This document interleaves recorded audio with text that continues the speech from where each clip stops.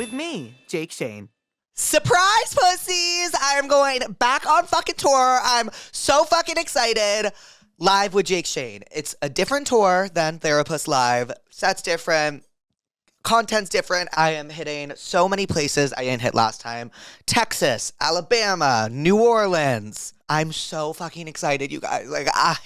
I'm so excited. I loved tour so much. I loved being on stage and hearing you guys laugh in person was serious. It literally and then meeting you guys every single night was the most incredible thing ever. I'm so excited to do it all over again. This time bigger and better and just I literally can't wait. I can't wait. I actually can't wait. I want it to be now. It's in a month. Okay, this is actually an important question because we had so much content from the last tour and I never uploaded it. I never did anything with it because I think I was so insecure in what you guys wanted to see. So please tell me what do you guys want to see from me on tour? Do you want to see tour vlogs, bus vibes? What didn't you see last time that you want to see this time? Comment, live chat, message me, let me know because I will do it. Matt's coming back. Should we call him? Yes. Okay. How we doing? Well, I'm just talking to the pussies about tour, and I said Matt was coming back. Are you excited? Yeah, I'm excited. I can't wait. Really? Are you doing a podcast right now? Is that what this is? Well, yes, Matt. Oh, okay. Okay, geez, I can just ask. You should preface at least. Are you excited to, what are you most excited? I'm excited to be on a bus with you again for an extended period of time. That's probably one of my top 5 favorite things in the world to do. Are you being sarcastic? Not at all. I love hanging out with you.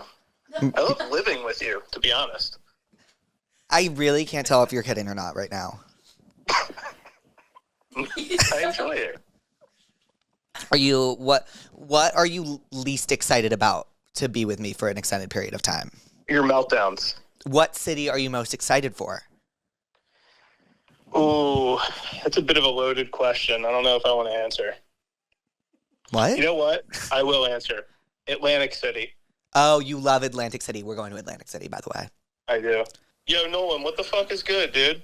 What the fuck is good, Matt? I miss you. All right, well, Matt, tell the pussies you're so Jake, excited. you going out tonight? What? You going out tonight? No, it's Tuesday. Yeah. Okay, love you, Matt. Love you, bye. He's so rude. VIP presale is today, the 29th, and general on sale is Friday, the 31st. I am so excited to see you guys again. We are going to have the best fucking time. Also, what did you guys think of that video? Connor is in it because Connor will be opening for me on 12 of my shows. I am so excited to hit the road with him. He's going to live on the bus with us and Matt, and it's going to be awesome. Connor is one of my favorite people in the entire world. I think he's one of the funniest people in the entire world, and I'm so excited for him to hang out and perform on stage. Once again, VIP presale went live today, passthatpuss.com, and general on sale is this Friday, the 31st, passthatpuss.com. Love you, pussies. And now, without further ado, California puss, we're unforgettable. Daisy Duke's bikinis on tents. Today we have, I don't even know how to introduce her because what introduction does she need? Today we have the one, the only, Katy Perry on Therapuss, which is a sentence I never thought would leave my mouth, but I'm so grateful that it just has. She was so fun to talk to. As you would imagine. She just announced her Lifetimes tour. Tickets go on sale January 31st. She is coming all over the U.S. It's going to be incredible. She's also performing at the Intuit Dome Fire Aid concert tomorrow with all proceeds going towards the California wildfire relief. And yeah, I don't really know what else to tell you. You would know it's Katy Perry. You know, she doesn't need an introduction. Hi, pussies. Welcome back to Therapuss. We can say pussies. Yeah, of course. Yeah. Yes. We can say pussy. We can say pussies. And pussy. And pussy. We can say it. And puss. Pussy. Our next guest needs quite literally no fuck, I'm so nervous, Katie. I'm going to fucking puke. I have a pussy. I know you're going to ask me questions, but I would like to ask you a couple of questions. All of your listeners know everything about you. I have not done the deepest dive. I know we're talking about octopus. Right, yes. And you guys are called the pussies. Yes. But like, what is it? Just give me the one-liner about the octopus. Okay, so I was really bored my senior year. Yeah. So I actually used to work at a record label. Right. And I was on like a hiatus from my internship to full time. Yes. So I like was super creatively unfulfilled. And at the time, I would just eat a lot of octopus out with my friend Drew. Calamari. That's squid. That's puss cousin. Puss cousin. Oh my God, you are a teacher. PC. Whoa. Squid. That's squid. That is squid. It's not octopus. Which was the Wordle yesterday. And I didn't get it. Oh my God, you're not real. Yeah, right? You're a fraud. Like, Wait, hold on.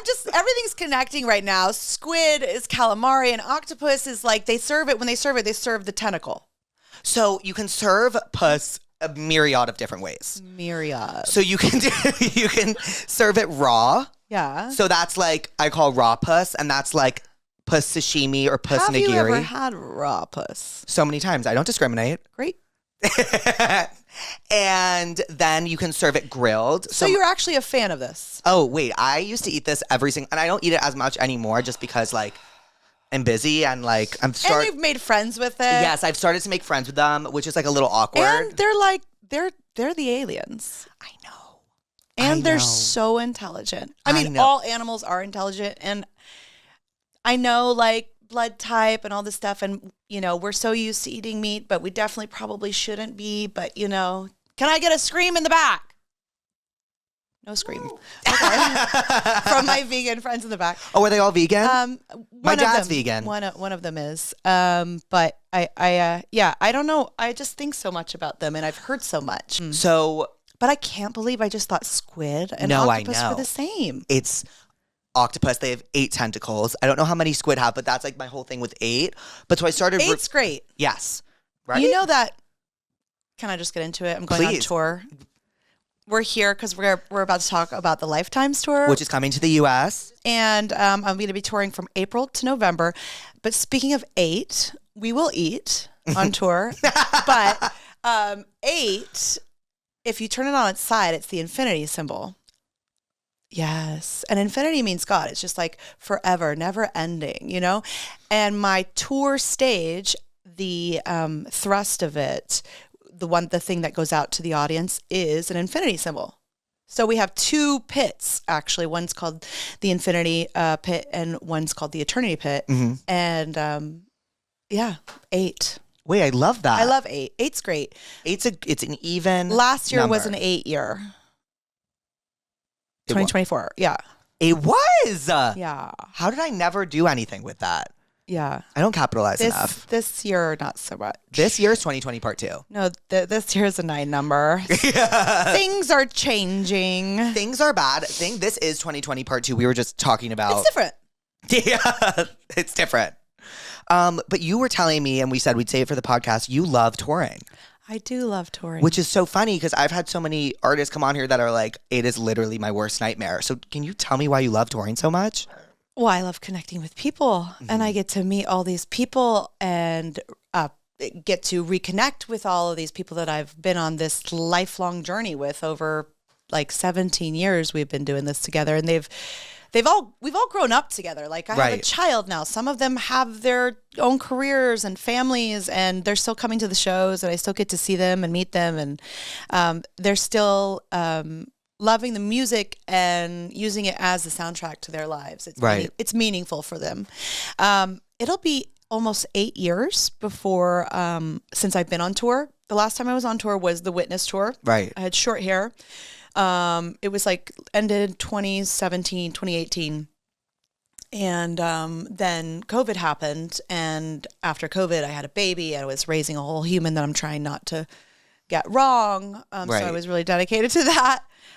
Because if not, That song is one of my favorite songs of all time. which one? Daisy. Oh, thank you. That's one of hers. I know. It has nothing to do with her. It actually means like something completely opposite, but she loves that song. Yeah. I thought that was about her. No, you're never going to change me until you cover me in daisies. So like when people throw daisies at a casket, you know, like there's no changing me until I lose control over my body. Well, I fucking love that song. Thank you. It's I love literally it amazing. too. It means a lot. Yeah. But I love touring because I also use it as an opportunity to educate myself on the world. Right. And especially like the US, everything has changed in the past 8 years. And I'm just really excited to go and see people. I'm asking for all kinds of advice on where I should be eating, having a drink, you know, what cultural moment I should see. Should I do this? So like all submissions, please send them to me. Because I like to eat my way around the world. Me too. Yeah. Me too. Do you have a favorite cuisine? Well, I mean, it depends. Like maybe Italian. Okay. Yeah, maybe. Mine's Japanese. I mean, I love Japanese, but I'm a little bit of a pussy. Mm-hmm. I can say it. You can say it. I did not grow up with eating a lot of seafood. Like that wasn't a part of my regular diet. So I was like a frozen fish sticks kind of family. Mm-hmm. So you know, to get to the nigiri is a lot. This sashimi is, you know, I'm doing it, but I'm still not like, oh, give me that fucking sea urchin, right? Lay it on right. me, like all it takes, in my opinion, is like one. Like I used to hate martinis because I hate olives. Oh, I know. Why do we hate anything? Oh, I hate everything. Everything. I hate everything. Hate is. You're a Scorpio. You don't hate anything? I don't hate anything. Come on. Here's the thing. I hate. This is actually, you're right. I hate injustice. Yes. I hate discrimination of any kind. I'm really disappointed with the lack of awareness that's going on in the world, especially where we're at. I'm like, is everybody just fucking asleep?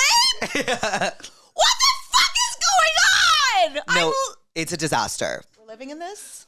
But if we can get through it the first time, I think we can hopefully get through it this time. But I like the hopefulness. But sometimes, but there's some different rules this time. For some reason, there's some seems different goals. so much worse. Well, there's nothing to lose, you know, and yeah, buckle up. Yeah, it's a disaster. Anyways, back to the Lifetimes tour, which we will be doing this year. And, you know, we are going to have a lot of fun, a lot of joy, a lot of light. I'm just, look, love it or hate it. I want to bring the light. I want to represent love. I want to represent connection. I want to bring that. I want to, I think when everybody gets under the same roof and singing the same song, like, you know it. You go to a concert, you turn to the stranger, you don't even know them from Adam, and you're like singing, I'm gonna get to hurt. You know, you're getting down with these lyrics, and you don't know them. You would not even say hello to them at the coffee shop. Right. But for some reason, you're like giving them stank face, singing this song, grinding on them. And that is connection in a weird way. And we have that with sports. We have that with, you know, a church and stuff like that. But it feels, some of those things feel like those numbers are dwindling. And so I'm just so grateful to be a part of something that fosters connection and community, which is going on tour. And music is, I feel like, the ultimate connector. Like beyond languages, beyond everything. It's the sixth sense. And so what number tour is this for you? Because you've been touring. So you came to LA when you were 17. 17, I started coming to Los Angeles, yes. And so when did you start? Actually, I moved here, doing shows? I started doing open mics when I was 13, 14, but really started getting into it when I was 16. But I went to Nashville and made a gospel record when I was 13. I started singing when I was 9. I'm 40. 40 40 and fabulous. 40 and fucking fabulous. 40 and zero fucks. Mm-hmm. Well, there's a 0 in 40, so. Yeah, exactly. Zero fuck 40. Mm-hmm. Yes. But yes, so I started at the farmer's market actually at 13. It's so funny because like I feel like I have told this story 1,000 times, but you know, every day someone new is born and Right. has no idea, and that's great. And so I started out writing songs at 13, playing guitar at 13, singing at the farmer's market on a corner in Santa Barbara, opening my guitar case, basically busking for $20 and a few avocados. Wow. And that was me every Saturday. And then Church on Sunday. And then church on Sunday. Yeah. And so and then Sunday morning, Sunday night, Wednesday evening. and then you moved to LA when you were 17. That's right. And you made your gospel record when you were 14. 13, yeah. 13, 14. Well, yeah. It Yeah. came out when I was 16. Got it. But you went to, right. And then how old were you when One of the Boys came out? 23. 23. So I had 3 deals with different record labels. I was sign and drop. I was couch surfing. I had my car repossessed quite a few times.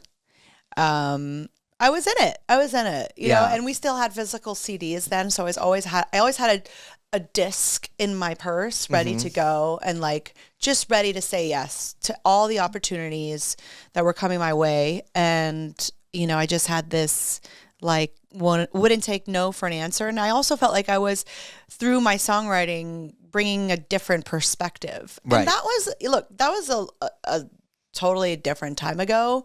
And there was a lot less music in the marketplace. 100%. And fewer artists out there. Now there's so many incredible voices, so many incredible songwriters, and there probably always was. It's just there were different gatekeepers back then. 100. It was a different time, different industry. Yeah, because now we have like with the streaming, like anybody can just upload a song and put it onto streaming services. Yeah, and also like we have our social media, and that's marketing in and of itself. So it's, you know, you can do anything now. Yeah, well, honestly, I don't know for how much longer we have social media for. No, it actually went off and it came back on. But it's different now. Have you noticed it's different now? It's always been different. Mm-hmm. No. I'm of the mind that like I would love to pull.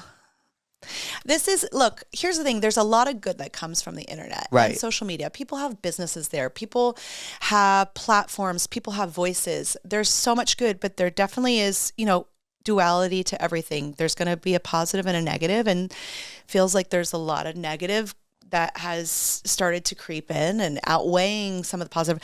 I'm like, I want to John Carpenter that shit and pull the fucking internet plug. Like, you guys go touch grass. Oh man, But yeah. that I really was excited to touch grass because honestly, like you obviously like you were like back then, like social media wasn't. I mean, you guys had MySpace Back in and the stuff. day when we walked to school. No, but literally, like When we took the horse and buggy.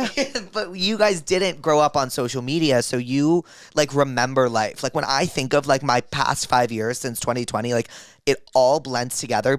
I don't know if that's just because I'm in my 20s or How young are you? 25. Oh my God, your life is, there's so much expansion. Really? Oh my God. I'm 40. When I was 25, I thought so differently. Just how much you grow, it's so true. The more you live, the better you get at living it. How did you think when you were 25 as opposed to now? Oh, you just think you know everything. But I You will do, say that yeah. you haven't been kicked down the stairs of life yet. I know. So something will happen one day where you just get a big shove. Right. And that will teach you a lot. You learn through that. You learn through failing. But I will say, what I was going to say is that I think people in their 20s are a lot smarter these days than 20 years ago, people in their 20s, because they have access to information. And they have, whatever information that is. Yeah. Scary. Yeah, light, keep it light. No, Bring that light. Ah, Dios mío. Yeah, anyways, we're going on tour. We are going on tour. I'm going on tour too.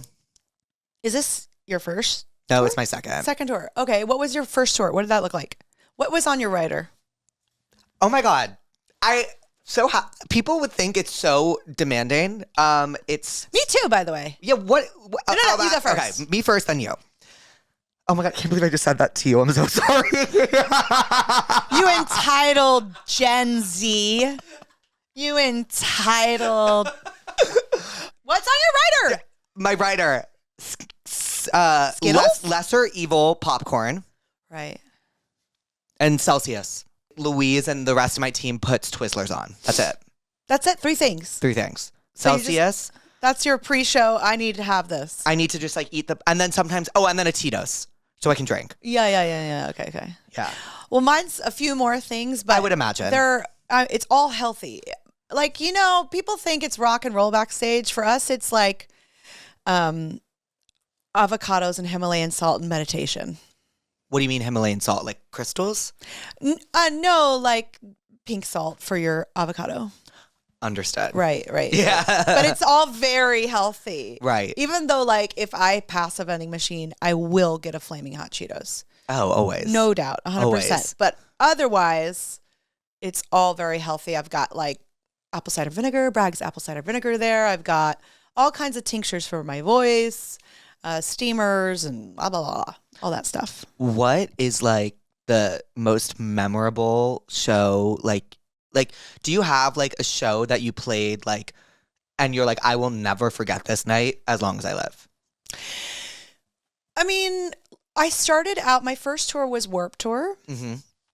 I was talking about that with someone literally 2 days ago. Can you believe this sophisticated situation was crowd surfing? Wait, why was Let's roll the tape. Okay, we're back. I don't know why I was talking about this, but someone was like, I think it was like, Angelina Jolie on my coffee.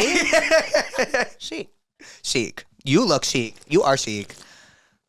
I think it was like, it was some like trivia game I was playing. It was like, I hope it was printed on some cardboard. No, it was. That would be pretty iconic. It was like, what,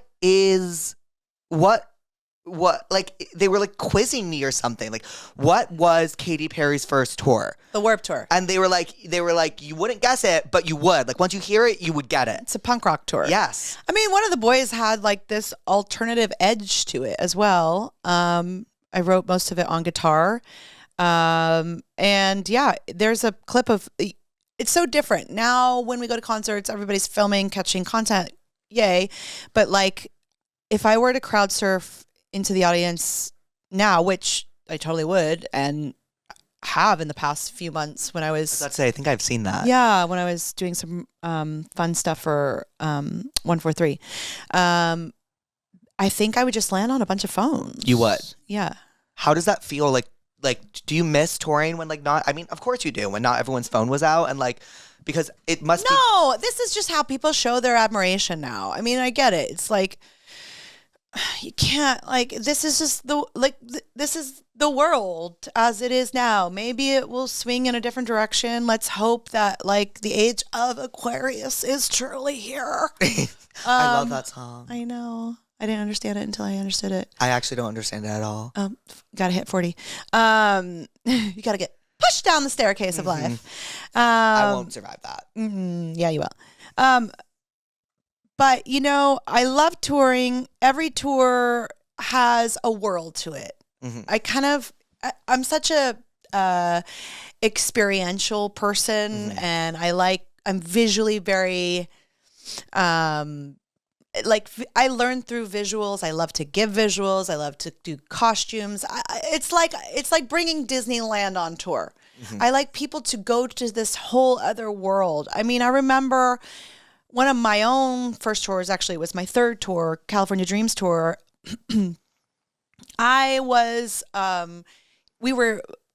made the whole arena smell like cotton candy. Mm-hmm. We had these fans, these bespoke fans. Even the album, some of them smelled like cotton candy. But then, girl, work. At the end of the show, I brought my whipped cream bra out, and I sprayed everyone in the front. Mm-hmm. I literally sprayed them all down, and then I put confetti on top of that, and people like walked out like zombies. Like, what just happened? But they loved it. You definitely can't do that now. But why? Because the phones, or just no, just like rules. They rules. Yeah. I probably it was probably my fault. Yeah. Yeah. You can only have certain confettis. But, you know, there's a lot of specifications. Right. I burped. I burped so many times today. That Waken Lake. You got Waken Late this morning? I got Waken Late. I love when I'm doing Waken promo. Late. I'm just like, give me a Waken Late. Yeah. Have you? Oh well, no. It's just a breakfast burrito conversation for later. Oh, we have a grid for breakfast burritos. You do? Yeah. What's the grid look like? About all over California. Okay. My whole team is all about it. Well, you know the best one is Cafe Los Feliz in Los Feliz. What for you makes the best? Because I've got my answer, but you go. Okay, so I like the eggs very well done. Extremely well done. Like dry. I hate. You don't like dry eggs? Okay. Not for me. I love the eggs well done, and then I like potatoes. I hate tater tots. I want like a roasted potato. We're different. I like a tot. Everyone does, besides me. And then I like Freak. turkey bacon. And then I like mozzarella. And then I like jalapenos. And then I like it to be pressed.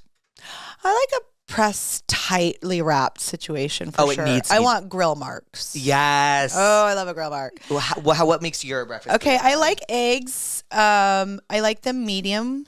I don't want them runny. No way, no how.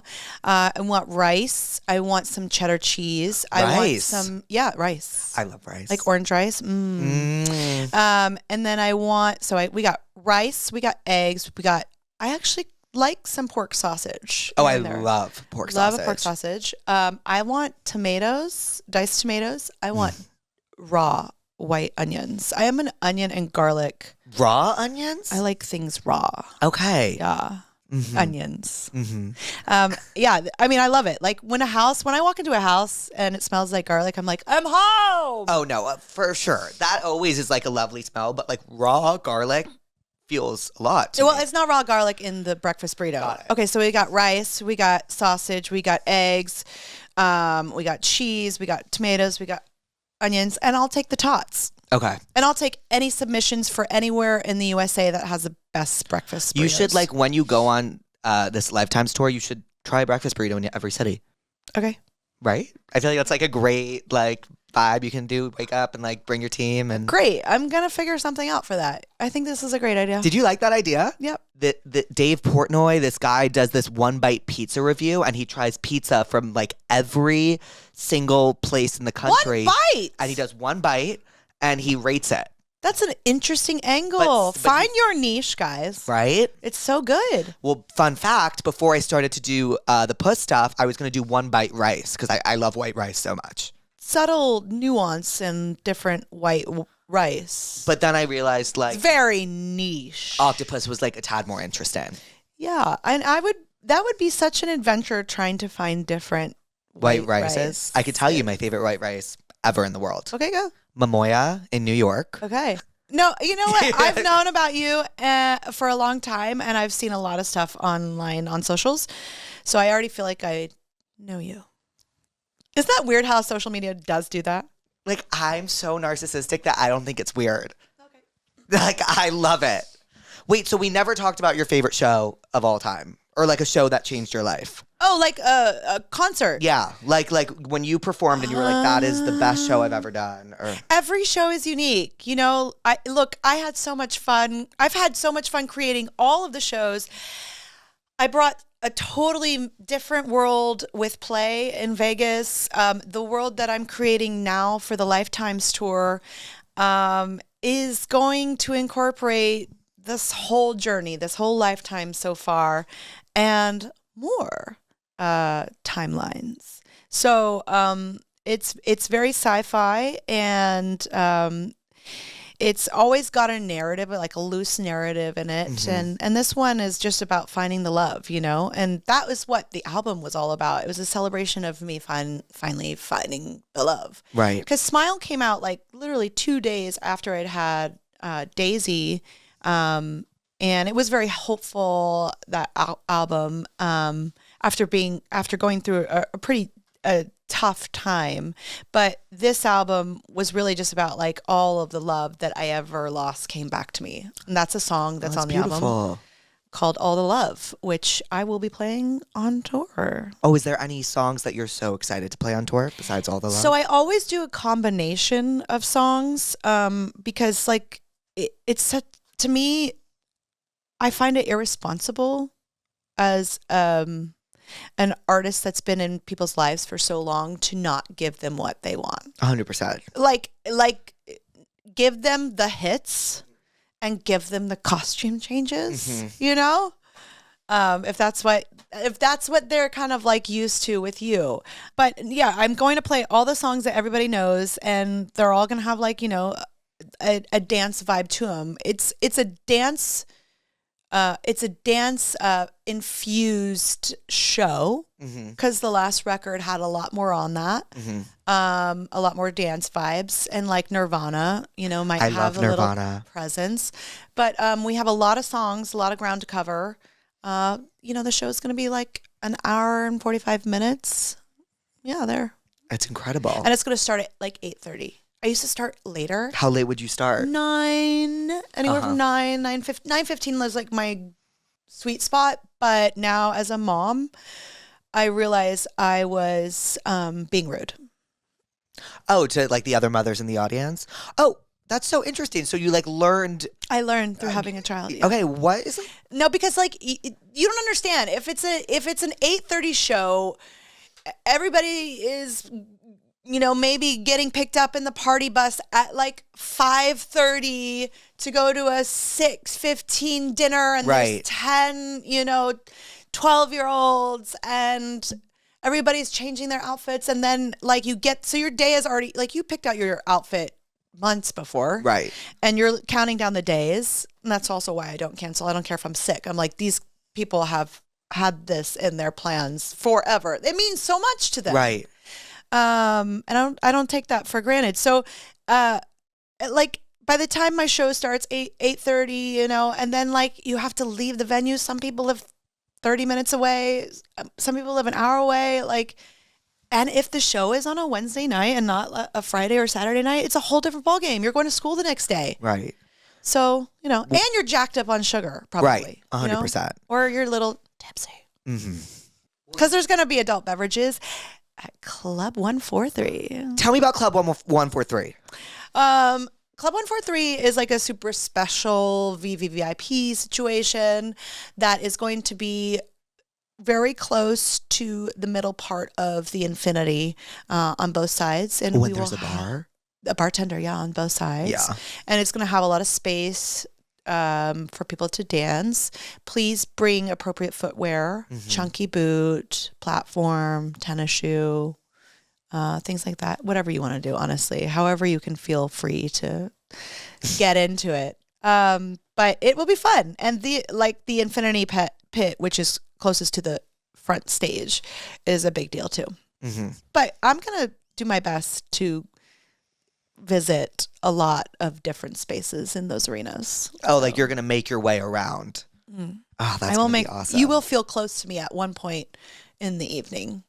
Everyone will feel close. Was that something that was important to you as like throughout your career you were doing like bigger and bigger venues, and like you would have to like, it would be harder to connect with people farther away from the stage? Yeah, but that's why you just build something unique so that you can access people. And I'm like, I look people in the eye, you know. I like to like really like lock for a second and like sing to them and just turn something on in them and make them feel again. Music is so powerful because it opens us up to feeling emotions again, and emotions are the things that show us who we are and what we need to heal, and you know, they move us, you know.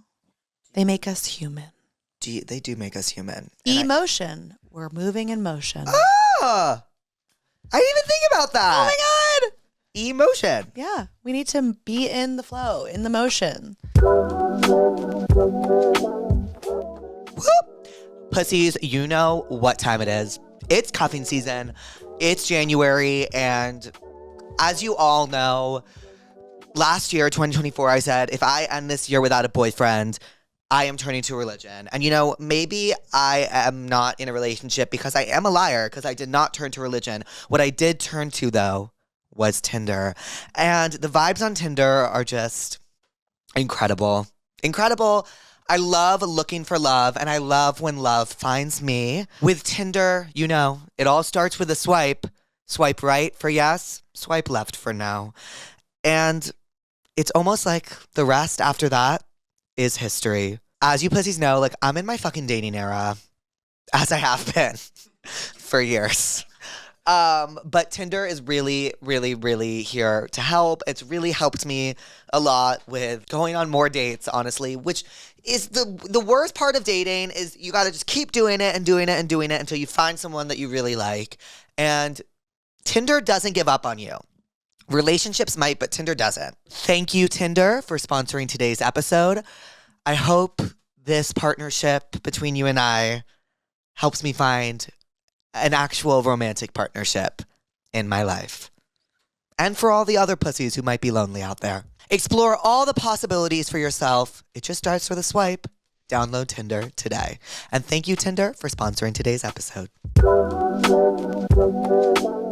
Do you have any music that has changed your life in the ways that you hope that your music will change others? Any songs that stand out? My whole world exploded when I discovered Queen. Mm-hmm. And then it exploded again when I discovered the Beach Boys. And then it exploded again when I discovered Alanis Morissette. I'm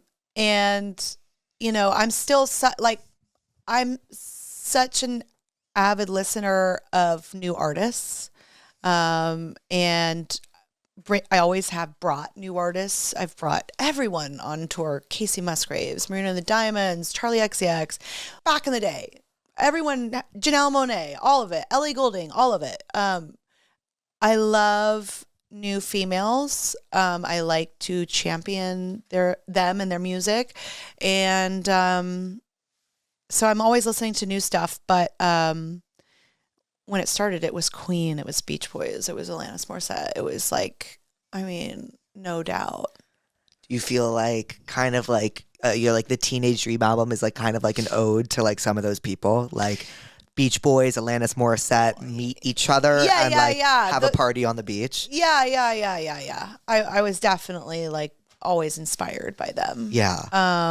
And they're, the lyrics of Freddie Mercury were so they slapped me across the face. Just the cunt. Yeah. It's cunt. It is. Yeah. And just so unapologetic and just truth telling and also so beautiful. There was so much beauty in his lyrics. And then, the Beach Boys, the sounds, the harmonics were so psychedelic in and of itself. And then when I listened to Jagged Little Pill for the very first time from Alanis Morissette, I was like, we can say this. Right. And also we can be complex and we can contradict ourselves and we can be so many different things. We're not just one thing. And a woman is so many things. And, so she really schooled me on what a modern woman's brain looks like. And then I assume you've eventually gotten to meet her. What was that first meeting when you met Alanis for the first time? Well, she's great. I mean, she's, she is on the path. She's so much a seeker and on a spiritual journey. And she's always had that. You can tell some of her lyric, not some, all of her messages are layered. Right. You could be on the surface and just enjoying it, or if you want to dig deeper, there's a lot more meaning. So she's a super seeker and someone I look up to, and she's done a lot of work on herself, and you can tell. Yeah. Yeah. She's awesome. Yeah, she's awesome. I love that album. Yeah. Do you have, speaking of lyrics, do you have a favorite lyric of yours of all time? Mine? Yeah. Oh, I don't know if I have a favorite lyric of all time. enjoy the lyrics that I've written. I really love what's probably the most meaningful song to me on the new record on 143 is All the Love. And just because that song is just about like finding all of that unconditional love that everybody talks about, that's so cliche, you know, it's really, that's it. Like procreation, there's something magical about it. If you decide to do it, it's pretty magical. And for me, it was not for everyone, but for me, it really was. And it healed all of the things. And it was everything I was looking for. I had climbed so many mountains and seen so many views. And at a certain point, I got a little, you know, desensitized to the views. Right. The highs weren't as high anymore. Right. And then when I had my daughter, it was like, oh, no, this is it. Yeah. Yeah. So what did you like really learn like after having a kid for the first time? What I really learned, well, I learned a lot. And then I also prepared myself by just doing a lot of kind of heart and mental work and the therapies and things like that, just to lay the foundation. But what I really learned was love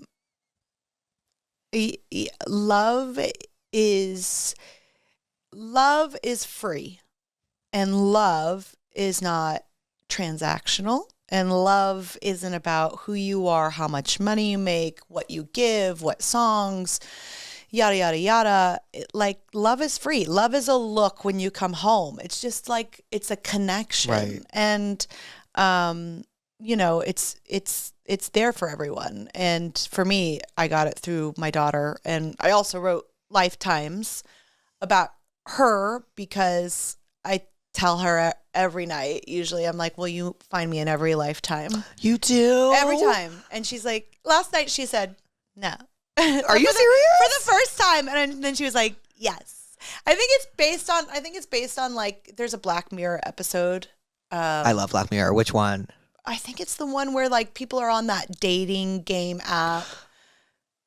Wait, is that San Junipero? That no. I don't know if it's it's the called one that. where it's the one person. It's the percentage one. It's the one. Yes, it's the percentage yes, one. It's That the percentage one rocked my world. What happens at the end? Spoiler alert. Sorry, but what's like the it's like she breaks through the system to like right? But like, what's the there's that?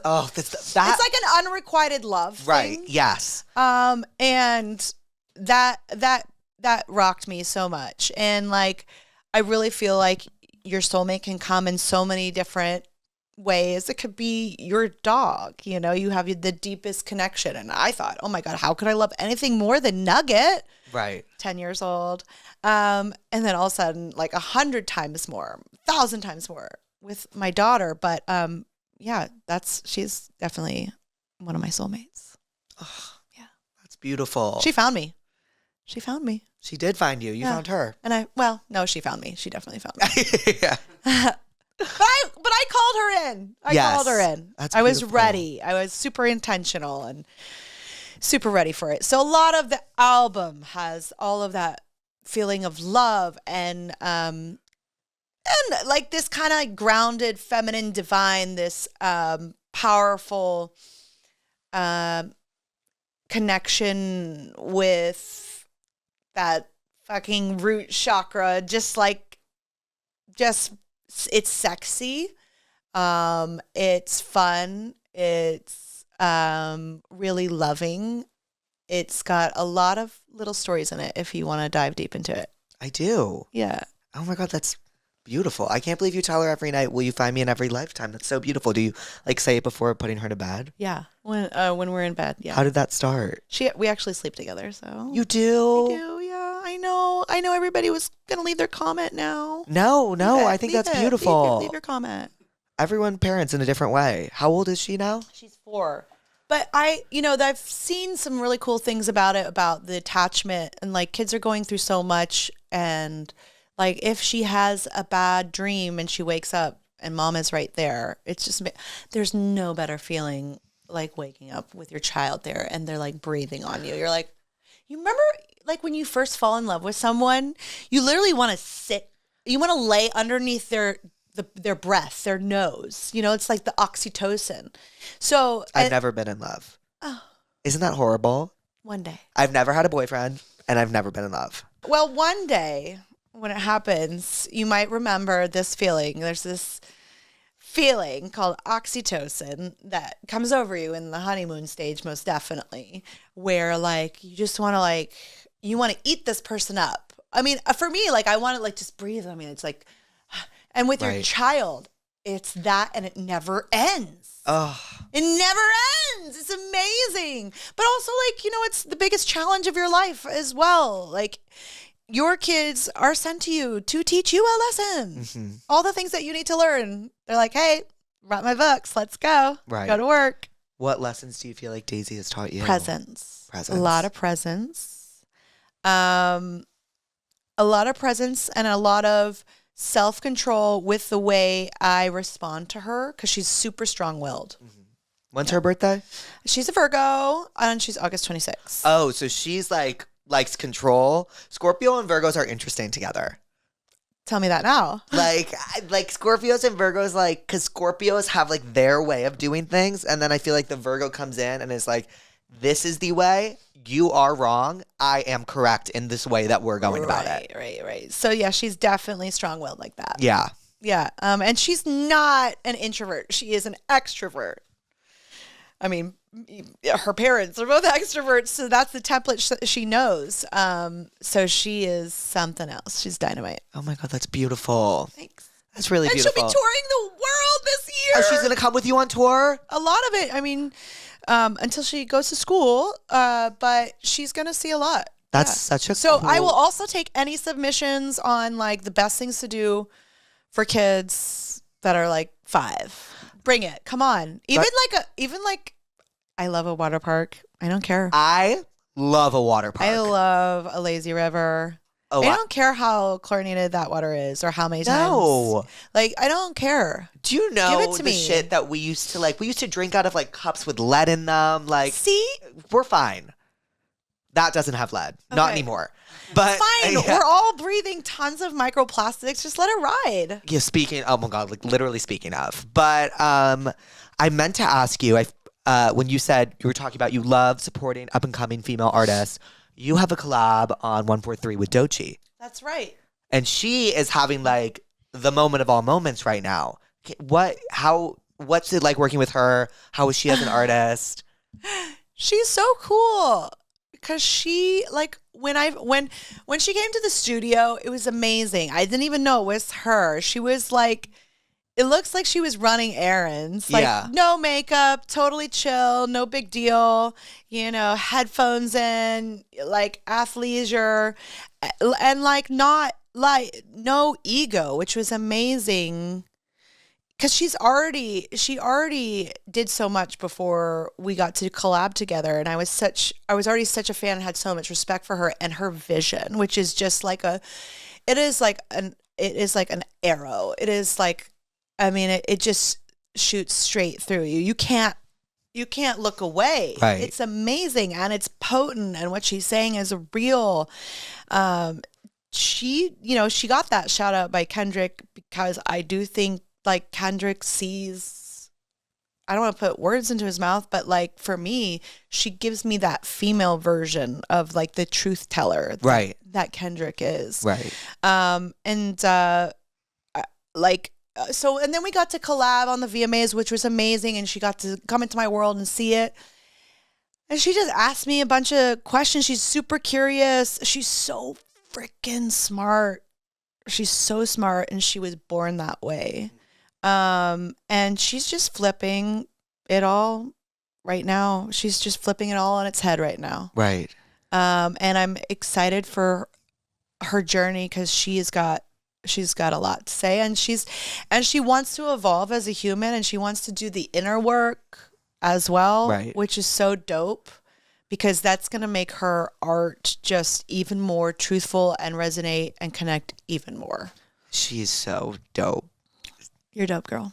You are also performing at the January 30th Fire Aid concert for California's wildfire relief. Tomorrow. Yes, tomorrow.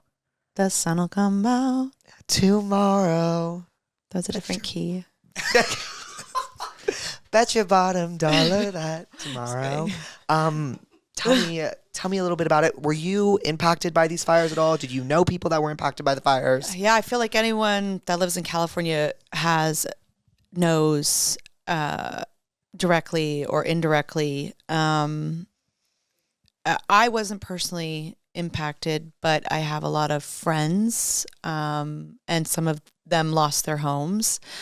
But doing Fire Aid is a way that, artists like myself can do a little part and raise funds, raise awareness in this whole thing, which actually, like, the aftermath and the community, I'm so inspired by the people of California, especially like the community, how they came together, how they organized, what they've done so far, the GoFundMes, just the boots on the ground, the Altadena girls, the Altadena boys, like all of that is so inspiring. That is a movement. It's like power to the people. Like, this is evidence that community sometimes is better, faster than government. And I feel like it's like such a fuck you to anyone that thinks like people in California are the most like callous, shallow people ever. And it's like this. We got heart. Yes, we have. There's so much heart. soul.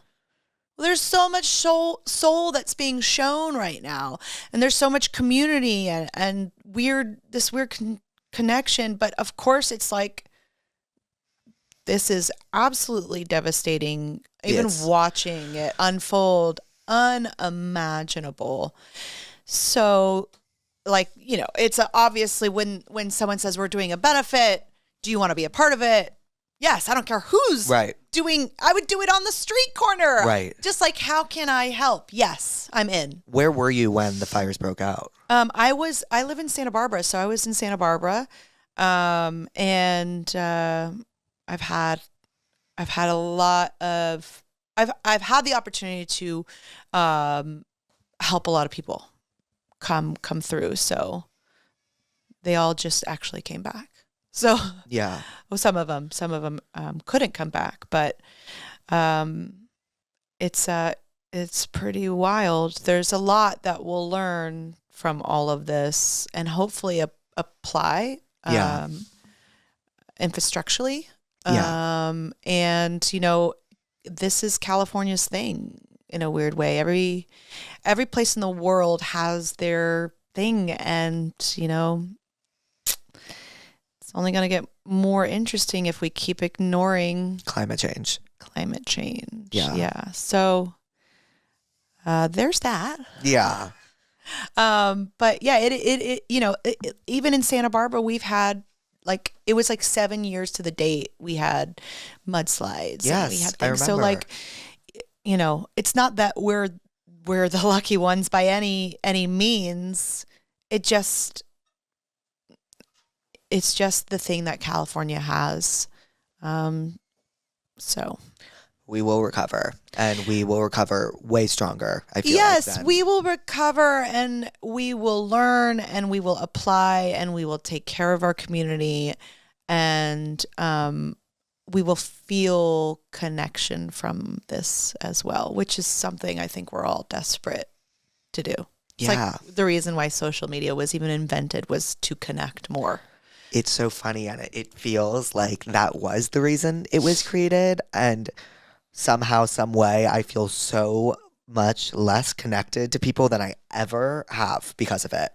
And it's crazy. It turned. It's crazy because I connect with the pussies and my audience and everyone via that way, but there's nothing like that in-person connection. So that's why. Well, maybe the pendulum is then shifting. People are realizing what is authentic, what is real, and having those experiences and remembering what's important, which is good. Yeah. Yeah. Well, if you want to see Katy and others perform, you can stream the Fire Aid concert at the Intuit Dome tomorrow night, January 30th. Also, we're going on the Lifetimes tour, and tickets will be on sale Friday, January 31st. Amazing. Boop. Cheers. Boop. With our feet. Cheers. Toast. Hey. Love you. I love you. Before I let you go, we have to do the Tell Me What's Wrongs. The pussies submit things that are wrong, and we give them advice. And I love this. Yes. And Okay. we prescribe them things. Right. I think my boyfriend is secretly bald. We've been talking for a few months and just started dating officially last week, but this man won't take off his hat. We have sex, beanie is on. Sleeping, beanie is on. Literally, Hot. always on. You like that? Well, I mean, no, but I don't know how else to respond. What? I feel like if you can like share your genitalia with someone, you should be able To take his beanie off. take his beanie off. Yeah. I think he might be bald. I think he's going to be bald. And are you okay with that? I feel like... Why don't you go hat shopping together? Yeah. I'm prescribing that. Let's go hat shopping because he's going to have to switch hats. Yes. Yeah, and just happen to go like on one of those fun, cool little hat stores, like in a downtown somewhere that has like a fudgery as well. Yeah, and I think it's so fine if he's bald. Like, my dad's bald. A lot of dads are. Yeah, a lot of dads are. But it's okay. It's okay. Do you think this person is a hetero relationship or? They didn't clarify. Right. I brought a friend home with me during fall break and paid for all her travel expenses, thinking she was going to pay me back because she said she would, but 3 months later, she avoids me at every cost. Well, was it explicitly talked about? Like, I've got you, you can pay me? Or was there an assumption? Because you know what word is in the word assumption? Assume. An ass. Okay. An ass of you and me. Yes. You okay. made an ass of you and me. Right. Yeah. Oh my God, I love that. Yeah. I didn't even think about that. Yeah. Whoa. Assumption is tough. Oh, yeah. I can do this. It's the broken doll. That's the craziest thing I've ever seen. Yeah. It's something I learned, something I taught myself to do when I was in the hair and makeup chair because I was watching all of it. And you would just...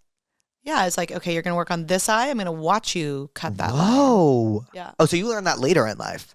Yeah. I think what it is that like some of it unfortunately could be on the person if they were just assuming as much. Because some people are just generous people, you know? Yeah. And you want their company and it's like, I got you, don't worry, come out. I got Right. you, don't worry about anything, I got you.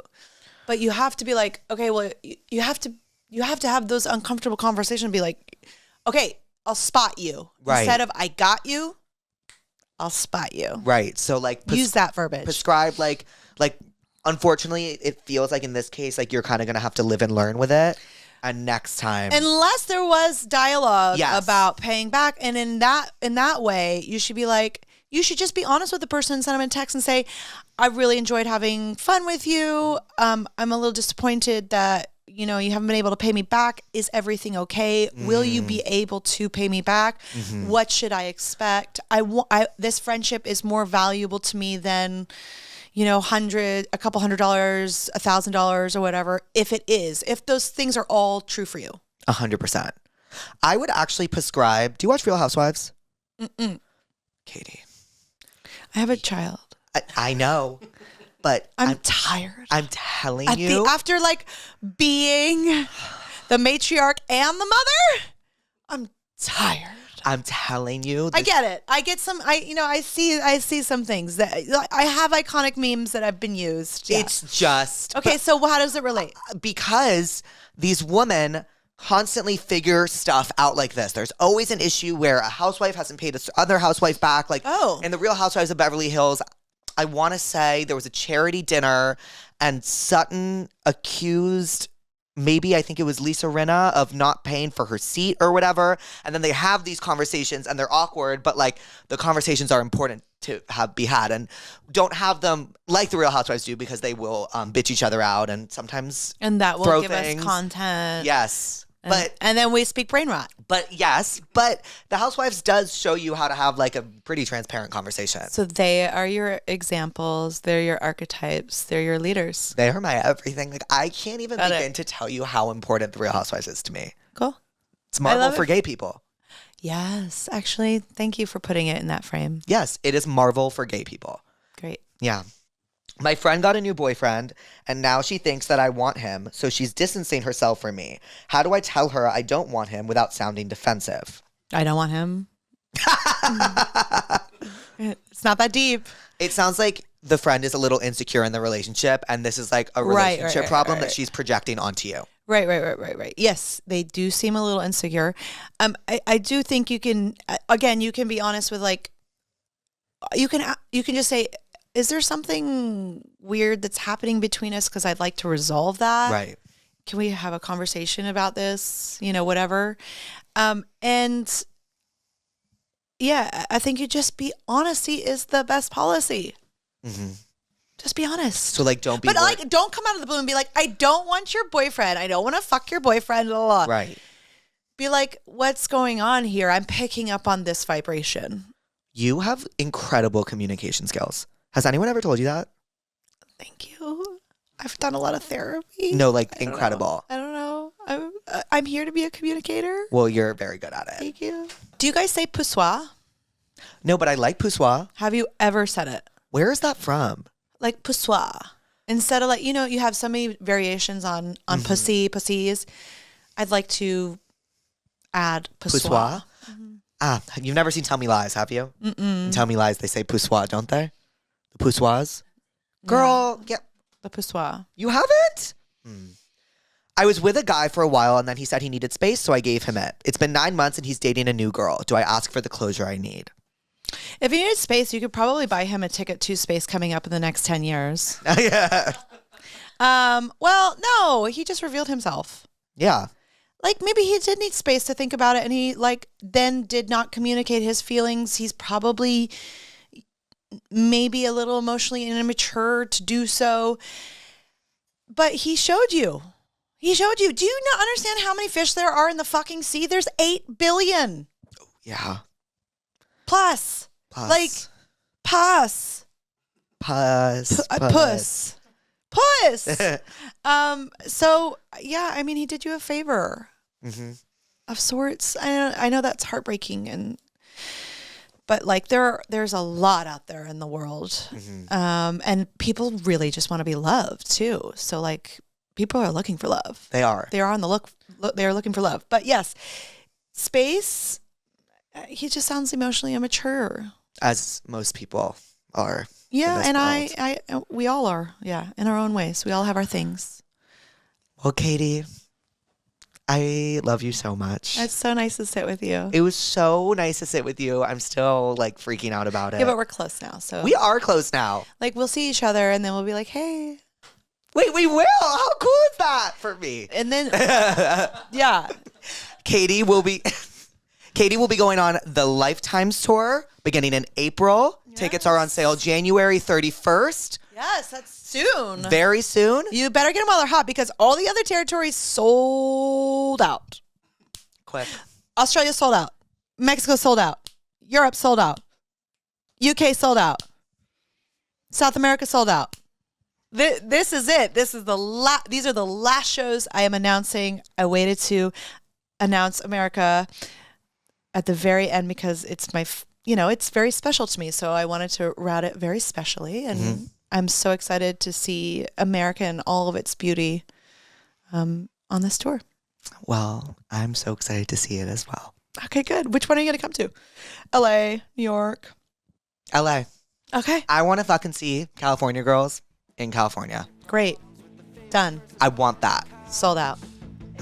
I love you. Love you. Love you, Katy. Thank you. Love you, pussies. I can't believe I get to see that for one last time. Bye, pussies. Bye, pussies. He's got you on the hook. He's slaying and he's shook. It's Therapuss, Therapuss, Therapuss, Therapuss.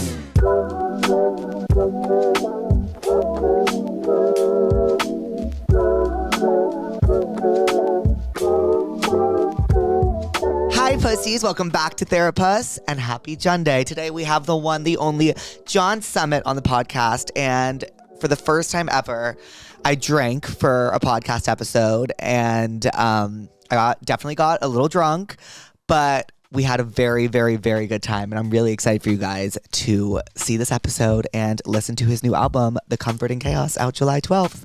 Okay. Love you, pussies. Hi, pussies. Welcome back to Therapuss. Today we have the one, the only John Summit. What's up? Thank John, you for having I think me. it's only right. I'm like kind of drunk, honestly. You've gotten me kind of drunk before this. Of course. Of course, you're fine. Like I'm like actually kind of hammered. It's Friday at 5 p.m. Of It course. is Friday. Let's take a shot before we begin. All right. All right. Cheers. You have to make eye contact, or Okay, else yes. it's bad luck for 7 right. years. Cheers. Not too bad, right? I don't think tequila is your drink of choice. No, not really. I actually don't drink tequila, but I said I would drink it for you. Yeah, it's not too bad though, right? Not horrible. I've been told it's the only alcohol that's not a depressant. Oh. It's like doesn't get you tired, right. which is I think is why I can stay up all night. Right. Well, you're a Leo, Yes. so that's also why you can stay up all night. I don't know if I believe in all that. We took now, John. Yeah. I promise you, like you were telling me things, and then you told me your birthday, and I was like, makes sense. It checks out. Yeah. Checks out. Every girl I've ever talked to has said that, so I think Girls are usually right. Yeah, they always are. John, Yes. how's your day going? My day is going excellent. It's been a long work week. I announced my album this week, coming out July 12th, called Comfort in Chaos. It's the most amount of work I put into anything in my life, so I'm super proud about that, and it's a huge relief that it's finally done. So now I can have a drink. Yes. When did you finish the album? I fully finished it right before Coachella. Is kind of nothing's ever done. Right, So it's right. tough. So it's basically when my label manager told me like you finally have to turn it in, that's when it's done. Yeah. But I did premiere most of the tracks at Coachella though. Right. And that was very nerve-wracking because that was my first time playing most of it in front of anybody, and I did not know if it was going to go over well. And then after I got off stage, I still had no idea. And it wasn't literally until I went online and I saw the reaction, I was like, okay, yes. Dude, the set was so good. Oh my God, I can't believe I just said dude. Hangs out with me for 5 minutes. I'm just a chameleon. What can I say? It was amazing. It Thank was you. amazing. Thank you. It was so the visuals were outstanding. Yeah. And then I saw your BTS of like how you made the visuals, which was equally as cool. I mean, we spent as much amount of time like on the whole show as I do the music. Right. Because I think it's just as important. It is, yeah. And as someone that's been going to raves like my whole life, I mean, and I've been going to Lollapalooza since I was in high school. And then I'd always go to the Perry stage, which is the electronic music stage. Yeah. And then that's what really changed my life, is not just the music, but the whole show production. And it's hard to explain. I don't know how much of your viewers listen to dance music. I honestly think more of them than you would imagine. Okay, cool. Because in my head, it's still so niche. And in my head, I'm still super niche too. So when people recognize me as some public, I don't get it. Yeah. But if you go to a show, I do think it changes your life a little bit. Was Not there- just my show, but any electronic music Was show. there a show that changed your life? Like from Lollapalooza, from the Perry stage, from whatever? Was Yeah, there a show that you were like, I have to DJ? Dead Mouse 2011, Lollapalooza in the pouring rain. Oh, wow. And I was on a couple extracurriculars, to say the least. But it really, like, it was life-changing because I've never heard music like that. There was no vocals for, like, the first 15 minutes of the set. And then once the vocals kicked in, it was Ghosts and Stuff, and then the Rob Swire vocal kicks in, which is why I kind of really do vocal-heavy music. Right. Is that it was just absolutely euphoric, and I'm like, this is what I want. I have no idea how I'm going to do it, but this is what I'm going to do. How did you do it? Like, how did you, like, you said you worked and you went to college and Yeah, well, because I mean, I come from a middle class background Right. where, you know, you have parents that are like, you have to get a job, you have to go to college, get a job, do your thing. Yeah. Like, if I was like, I'm going to be a DJ, they'd be like, what the fuck are you talking about? So I went to just business school, and then on the side, I was DJing and learning how to make music and releasing music, and slowly started building a following. Like just online though, on SoundCloud. Right. Like not like actual, no one would recognize me in public or anything. Right. But very, very niche following. And then before you know it, some people, label heads, like they listen because we're always looking. Because I own my own label now too. Congratulations. But, thank you. But before you know it, like after like 30 or so releases, you know, I had one track that really stuck, which is Deep End, June 2020. And then from there, just everything started blowing up. Wow. So it's taken a while. It's taken about 8 years of releasing music. But here we are. Now I'm Here doing we podcasts. are. Wait, so I was just educated about rave culture, and apparently you guys trade friendship bracelets. Oh yeah. Okay, so I made you a few friendship bracelets. No way. I'm glad that you know the culture, by the way. I'm impressed. I know plur. Okay. Yes. Peace, love, unity, and respect. Yes. What is it? Do you ever do it when you're like peace, love, Yeah. unity, Yeah. respect, Yeah. and then you trade? Yeah. Yeah, I was taught about it. I was taught about it. You down to do it right now? So this one, yeah, I do want to do it right now. So I have I'm curious what these say. I have a few for you. Okay. Cool. Okay, so this one says, okay, hold on. This one says, "We love John." Oh wow. Do I have to do like the peace, love thingy? Do you know how to do it? Okay, hold on. Okay, ready, everyone? Yes. Peace, love, Unity, respect. There you go. He didn't really do it right, but it's the thought and the It's effort the that thought. counts. It's the thought. It's the thought. You Okay, don't have and to do then it for everyone, though. this one says, how we feeling? Yeah. How the fuck we How the feeling? fuck we baby? feeling? There we go. All right. Hell yeah. And then this one says, Mr. Summit. Okay. Yeah. So I'm going to be honest, Alice made these for you. Yes. And she was like, don't tell him I made them for him. You have to say you made them for him. But she made them for you. It was you that made them. It was me that made them. And then this one says Puss Nation, which I just want you to have selfishly. All right, of course. I'll rub this on my flight tonight. Oh, please. This one says Shiver. Okay. Oh, I'm full on. I'm going full rave kid right now. This one just says John. I'll take it. I'll take it. I Oh, love this look I got going right now. this one is What does this say? Puppy. That's what my mom calls me. Oh, I love it. Your mom calls you puppy? Yeah, she calls me Puppy Cake. That's adorable. So man. we're full rave kid now. Yes. Okay, so you saw Dead Mouse in 2011 and you were like, I'm going to be a DJ. And then after that, where you're like, you just started learning immediately? So from there, I learned how to DJ, but then immediately I'm like, it's not fun to DJ. To no one. Well, yeah, to no one. Well, no, because you can always DJ to your friends. So I feel like that's what most people do. They get like a DJ decks and like for after parties and whatever. But I knew that I wanted my own music too, because people like you can entertain the party, but people aren't connected to the show or whatever unless they know and stuff the music. So that took a while. But I was like, I went to college. I did the whole normal college life. Was in a fraternity, all that stuff, DJing the frat parties, eating the bars. But secretly, I was making my own music, and then my music sucked for like the first 5 years. So I'd put in my own tracks in the set, and then like the whole crowd would die, and I'm like, back to the drawing board. I'll just bring in. Yeah, so you were like humbled by it. Oh yeah. Because whenever that would happen, then I would just like play the Chainsmokers or something, and then all the girls would start cheering again. I'm like, all right, thank God, saved the party.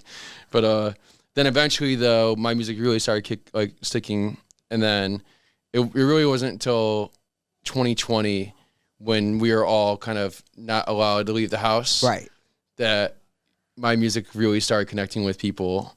And I don't know what it was about that. I think it's because... You think it's because you were putting in more effort because you weren't, like, you had more time? I have a lot of thoughts on this, but my true thoughts, I guess, are that everyone else who was already like kind of rich and successful took it as a time to decompress and relax, where I was completely broke and living at my parents' house. And I'm like, I'm going to make 200 tracks. I'm going to make 2 tracks every day, send it to labels. And I treat it as like the craziest year of my life. And then I signed to a bunch of labels and then took advantage of that, I guess. And then, which is great though, because I learned so much. And then from there, it's been nonstop. I mean, you're kind of similar though yourself, though, I guess, right? John. Where you were telling me earlier, where I asked you, I'm like, how many TikToks did it take to blow up? And you said 1 TikTok. Okay, well, which is incredible though, which is so respectable, because then from there you did like 1 million after that, and they all did like equally as well or even better. Well, I think I was trying to be cool, because like what I didn't say was that I used to post 7. I think what was it? It was like 10 to 14 times a day. And it was literally anything you could imagine. Like I would post like, I used to have this series where I would like, it was so stupid. Like something about straws. Like it was just stupid. Like I would post anything, but the skits, it was one and done. So you were a creator though. And it wasn't until you figured out what your lane was. Yeah, So for me, I was creating underground tech house for the longest time and different kinds of things. And it wasn't until I added the deep end vocal on top of my beats that it made it work. Where for you, it's kind of like you had to find out what your niche lane kind of is, was. yeah. And then you found the skits, and then you owned it. Because it's like literally, it's like mini NSNL skits kind of thing. John, stop. That's gonna happen. That's gonna happen someday. I'm calling it now. Oh, stop. Seriously, I'm blushing. I don't know what to do. Thank you. Yeah, it's happening. When were you like, I've found my niche? Like, when were you like, I'm doing this, I'm doing it right, I'm gonna keep going? Because like for me, it was the skits, and I was like, I'm gonna full speed ahead on this. When for you was like, okay, this is my niche, full speed ahead. Well, so for me, because I was already making money doing accounting, is that I knew that I found my niche, not in the fact of making money, but just found it in that I loved the music. Right. And I went to like a Dirty Bird party in like, I think 2016. I don't know if you know, it's more underground tech house. But I probably don't, but tell me anyway. But it was like there's some party barbecue in Detroit where they're playing tech house to like 100 people. And I just fell in love with the music, and then I started making it, and then I don't know. I like doing things that no one else is doing, right? Which is a kind of reason why I'm doing an album right now is because no one else is doing an album. Yeah, especially in my lane, where I could just keep making the same big song over and over again, but that shit bores me. Because as soon as I start doing something and everyone else does it, I think it's not cool. Right. And it's also important to make an album because you're giving the people that listen to you like a body of work to listen to in total. Yep. And like, it's always so important. I mean, I'm the biggest music fan forever. And like, I always take albums and like put them in parts of my life. Mm-hmm. So like what you're doing is like, you're kind of being like, hey, house music isn't just, I'm not just putting out single after track after track after single after track after track after track. I'm going to give you a full body of work that's coherent and makes sense. And that can maybe soundtrack like a part of someone's life. Exactly. Like, you know what I mean? I think a single has a shelf life, and you might think of one specific memory, you know, when you're maybe in some summer 2016 when you heard that one single. But if you know legit albums and you can connect to that body of work, it actually is a part of your entire life. It's a part of your entire life. What's your favorite album? Well, there's a few. I mean, when it comes to high school, it was like Radiohead, OK Computer. Right. Very kind of almost basic answer if you're like an alternative indie I was about head. to say, like, I don't listen to Radiohead, so Okay. like, it's not basic for me. But for me, though, I just resonated with it so much. And then, because I was so introverted in high school. And like You were? I was on the cross-country team. What? Yeah, so I just ran by myself. You know, I had teammates and stuff, but we're not, you know, I never went out or anything. Wait, what? Yeah, I didn't start like actually drinking and stuff until college. Are you serious? I was like, no, John's been at it since he was like 12. No, like no, what I was no. like. Well, I think that's why I'm not sick of it though, because I didn't do it until later in my life. Okay, yeah. You know, like the kids I know that were like raging in high school are like married and divorced by now. Very true. Very true. So yeah, I just did a little bit later. And then in college, is Jamie XX in Color was this album that really, really, really kind of changed my life because it was electronic music in its peak at 2015, at least in America. But he did a very introspective album that was not bangers, it was not hits, it was just good music. It's kind of like he was a 2015 version of Fred again. Right. To give example. Yeah. Very, very good comparison. Yeah, I saw Jamie XX live. I think it was 2016. Oh wow! All right. And it was the best concert of. I mean, that was the album with good times, right? Yes, exactly. He- oh, you know your shit. All right. Oh yeah. Kind of. I doubted. I know, kind of. He did this remix of when I saw him. He did this remix of "Don't You Want Me, Baby," and it changed my life. Like I was like, this is why live music is so important because, especially for you guys perform all these the DJs perform all this music that like they don't release, but they'll remix these songs live. Yep. And they just hit so different. And like, it makes you be like, I need to go see that set again in person instead of just streaming their music. That's funny because like 6 months of 2022, I ended all my sets with "Don't You Want Me, Baby?" Yeah. That's crazy that you brought that up. And then from there, like the way I got my Sweet Disposition remix is that that was just a DJ edit, and it wasn't until Temper Trap hit me up and they're like, "This can be official." But that's how we make our sets unique. Is that I'll play edits and bootlegs of every song you can possibly think of. Okay. And then I feel like fans connect with that because they recognize the music, right? Recognize the lyrics, recognize the vocals. But we add our own spin on it. So the only way you can hear my version of it is sing it live. Right. I've searched for hours for Jamie XX, Don't You Want Me, Baby. I've searched the entire fucking World Wide Web for it. I can't find it anywhere because he hasn't put it out. But you have to see it live. Yeah. And he was nuts. The first time I saw him live was like at a club where he's doing 4 different vinyl. And no one does that anymore. Like what's legit, 4 different vinyl? Like literally spinning on physical vinyl. Oh, no way. And 4 different decks. And I'm like, why are you doing that? And it's just like, because I can. I'm like, that's so hard.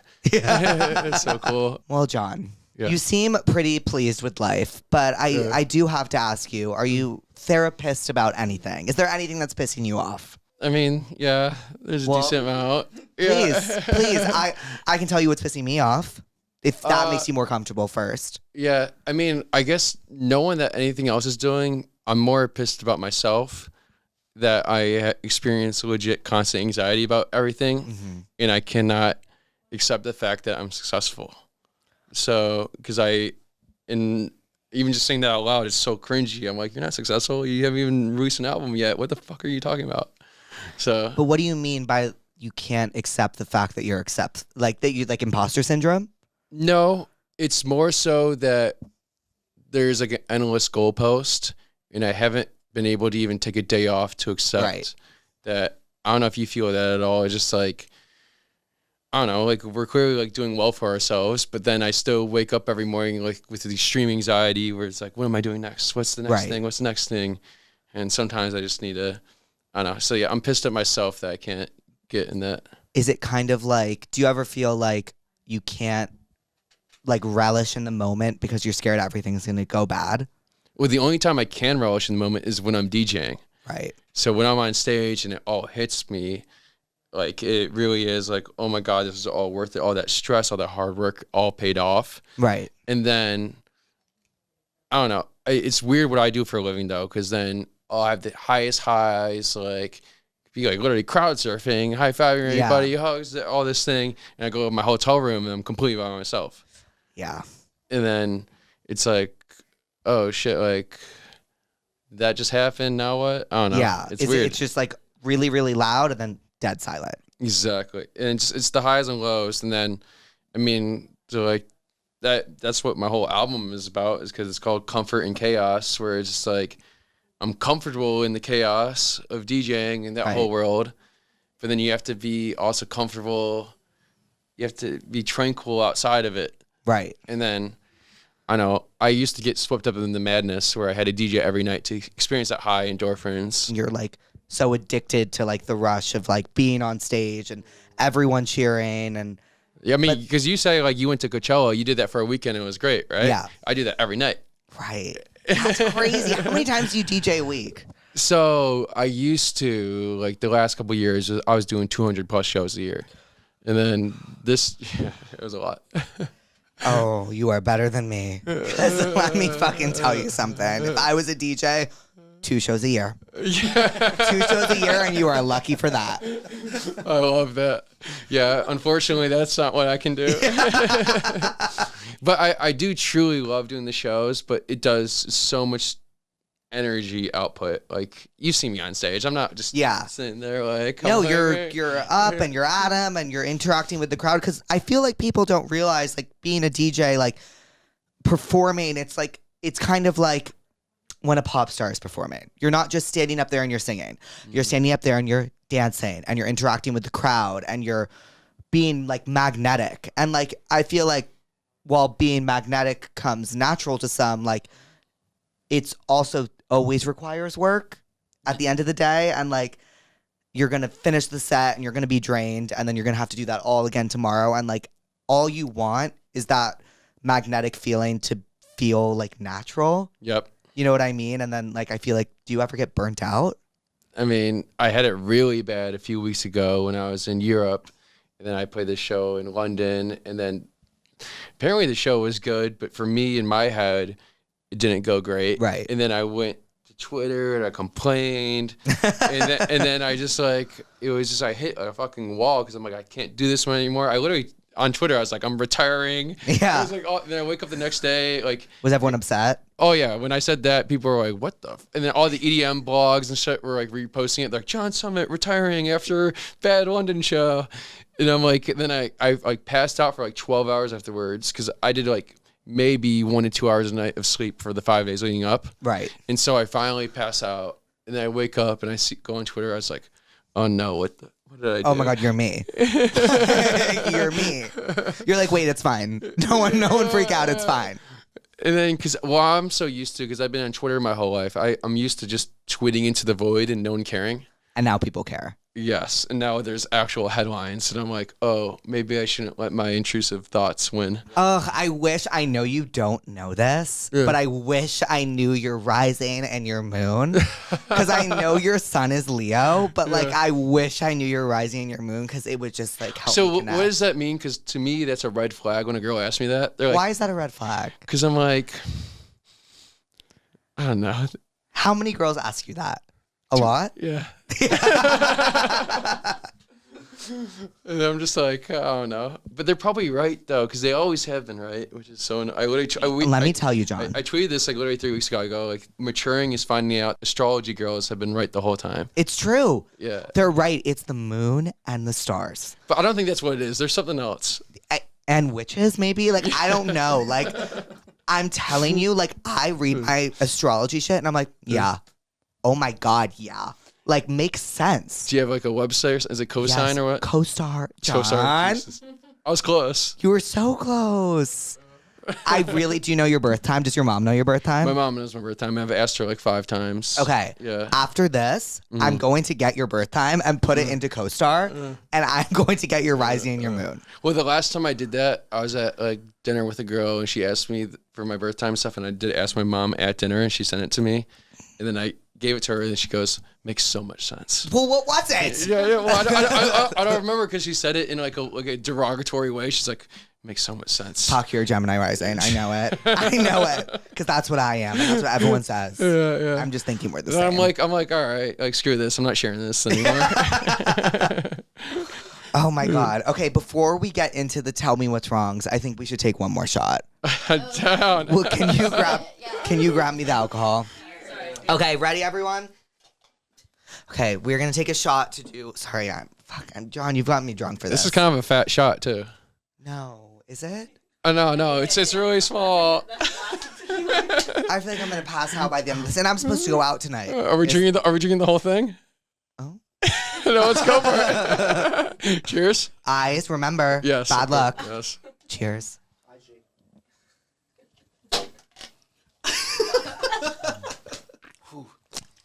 Not bad. Do you not do chasers? No, because it feels weak to me. That feels weak. Yeah, doing a chaser. Oh Yeah. God. Well, the method to the fans out there.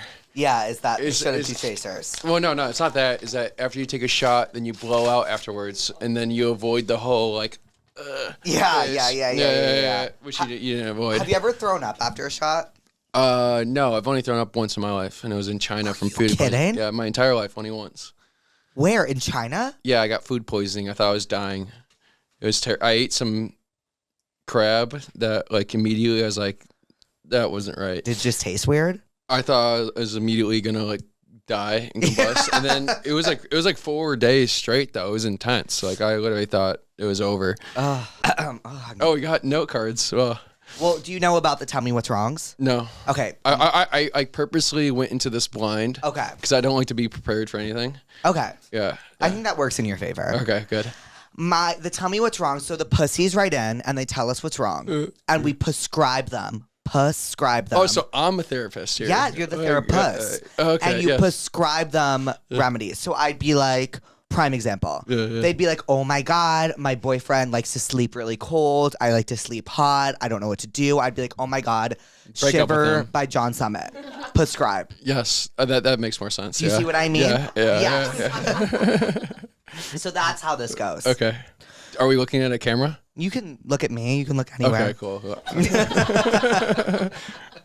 Hi, Jake and guest. Hello. Basically, my boyfriend matched with my best friend on Tinder. What the fuck? Before we were dating. Oh, okay. That's fine. I have severe jealousy problems and can't help think, would he want her over me? Maybe. The answer is yes, and I'm so sorry. No, I mean it depends like what night it is, right? Like, well, I don't know their personalities. I don't know the situation here. Is that as a single guy, is that you're attracted to pretty much anyone who's attractive, right? Okay. And so that means that if the one that landed him, that means, well, I'm the more attractive person. Maybe, unless she denied him. No, she's saying, okay, I think she's saying that the issue is Yeah. she's with her boyfriend, but she knows that he found her friend attractive. Yeah, but of course, if she's attractive, guys find every girl who's attractive, but that doesn't mean they're going to actually act on it.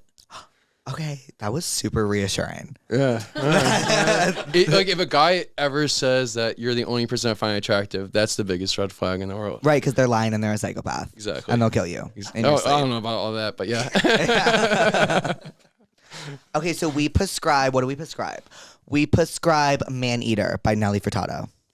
Oh, we're singing like a song, not like a I just QB? like, it's Yeah. the first thing that came to Yeah. mind. Okay, Manny, Jack. Don't you love me, baby? Okay, Come yeah. on, yeah, that makes sense. My boyfriend hung out with his girl best friend the other night, just them. She's single. I've told him how and why this makes me uncomfortable. He says that he's hurt that I don't trust him. I hope this will never be you. Because that is evil. Wait, so he's hurt that he doesn't make any sense. Girl, Yes. Explain this to me. boyfriend. Okay. Boyfriend hanging out with his girl best friend who is single. Yes. The last night or like whatever night. But it's his best friend. They're just hanging out. Jonathan. Wait, so if I have a girlfriend, I can't hang out with my girl best friend? Oh, Jonathan. I hang out. So if I have a girlfriend, I gotta just dump all my friends? Jonathan. I'm so lost. That is not right. Well, so how else do you hang out with your girl best friend though? That makes no sense. You don't. Oh, you. It's so depressing. Because what? If I'm respectfully. Yeah. If I was that girl and my boyfriend was hanging out with his girl best friend, are you out of your mind? Well, no. So have they ever hooked up before? It sounds weird. No, I think that's a security issue though, because I think if you're dating somebody, they could hang out with the hottest girl in the world they could possibly imagine, and they would be like, just hanging out platonically. Can you do that? Yeah. I mean, I haven't dated a girl Okay. for like 5 years, but yes, I can. You haven't dated someone for 5 years? Yeah. But I do that like with most girls I hang out with. It's not like. But I'm also kind of a little bit older though. It's like I'm kind of been there, done that. I'm hanging out. I think chilling. you're having a more more mature. I'm sorry, I'm so drunk. I'm so drunk. A more mature approach to this. Yeah, but I think it's different. If it's a guy that's never experienced, hanging out with other girls and stuff before, they don't know how to act. Where to me, it's just like hanging out with another person. Totally. I don't believe that with this guy. No, fuck that guy. I think this guy is scum of the earth. He's hanging out with his girl best friend. Fuck you. Well, it depends. I guess I'm such a different aspect of my life, or I'm like the worst person to ask for this advice. Right. Okay. So what He's I would not- say. he's not a famous Can I say DJ. what I Yeah. would do? Yeah. Okay. Just thinking. Just give me a second. Wait. So what's our Prescription? Yeah. Are we going just Like songs? death? Maybe. I don't know. Let me think.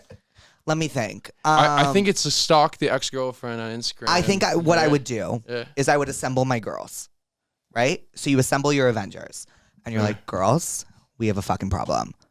This girl, like So she's immediately an enemy, not a friend, an enemy. We have teams. She's hanging out with my boyfriend. She's an enemy. Assemble the Avengers. You assemble, and you're like, what the fuck do we do? And they're like, give me 5 seconds. And I have Brett, right? And so Brett will like Google and search up and whatever and find their house and their parents' jobs and whatever. You got they a need. team underneath you. I This do. is great. I do. And so she'll be like, threat or not a threat? If it's threat, Yeah. you tell your boyfriend, if you hang out with him one more time, I'll never speak to you again. If it's not a threat, you'd be like, whatever. But then they're gonna get upset that you're acting like that, and they're gonna be unattracted to you. Well, so I'm that's- upset that they're acting like that. Yeah. Do you know what I mean?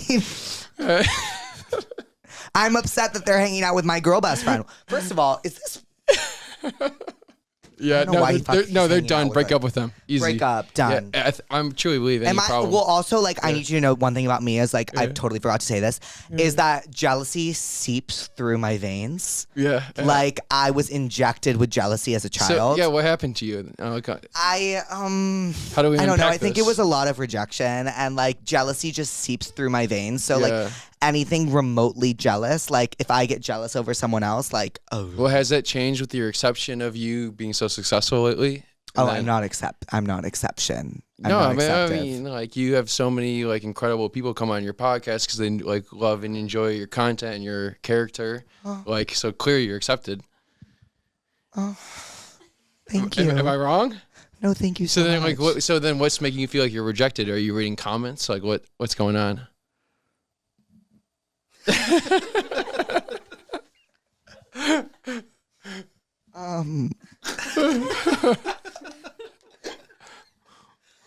I don't know. You don't know? Well, you're definitely accepted. I mean, we By gotta you? I hope I am. Okay. I mean, I'm here right now. You accepted me onto your podcast. No, John, let's be real. Let's be real. It was a mutual exception, right? I notified anyway, John Summit. I was messaging him, do you want to come on my podcast? John Summit is on Do Not Disturb. Do you want to notify anyway? Absolutely.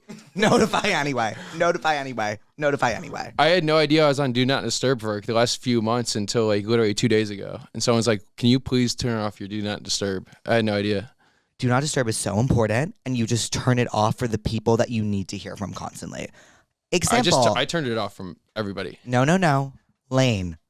You got to hear from Lane. Yeah. She keeps calling me. So No. eventually it comes through. But Lane calls you with important things. Yes. So what you do is you go to your settings and you go Do Not Disturb except for Lane. Lane. Except for Lane. All right. Well, she can come through. My name is Sophia and my friend's boyfriend is a walking ick. Example, he never cleans his nose. That's disgusting. Just break up with him. It's so easy. Like you're a girl. Come on.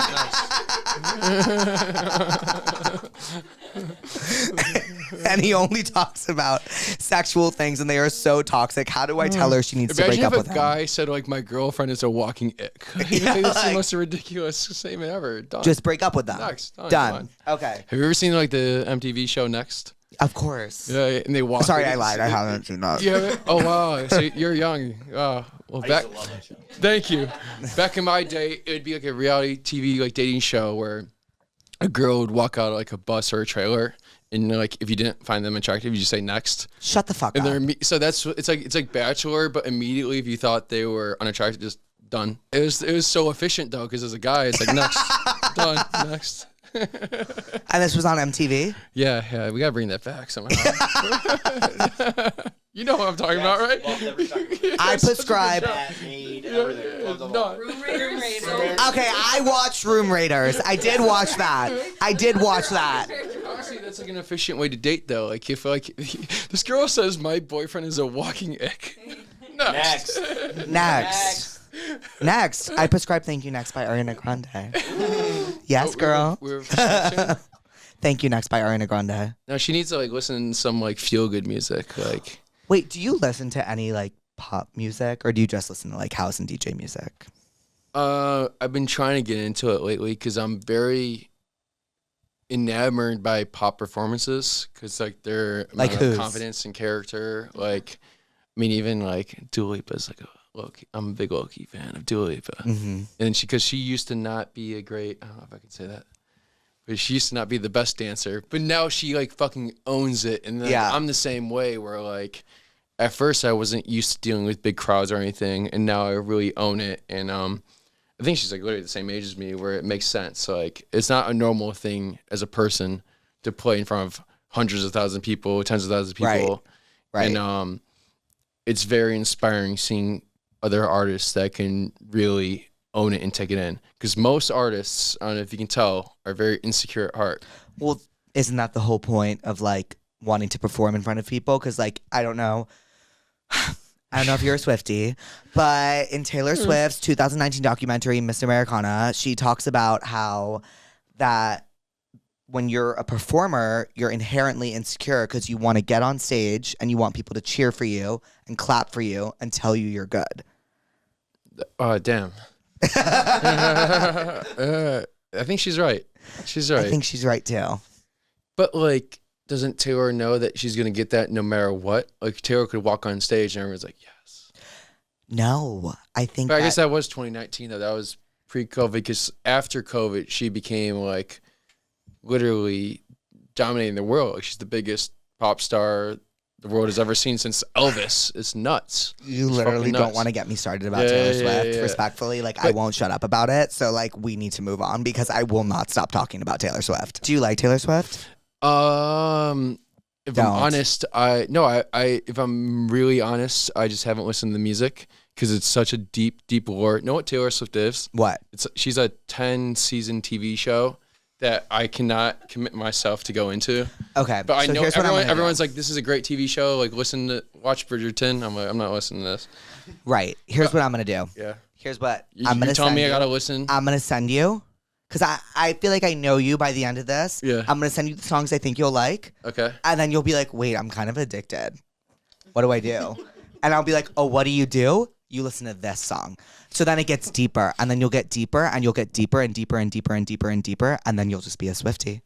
And then I just abandoned. And then it'll be like, I abandoned my career, and I just like become. no. a Taylor. Then Yeah. it'll be like, but Daddy, I Love Him, John Summit remix.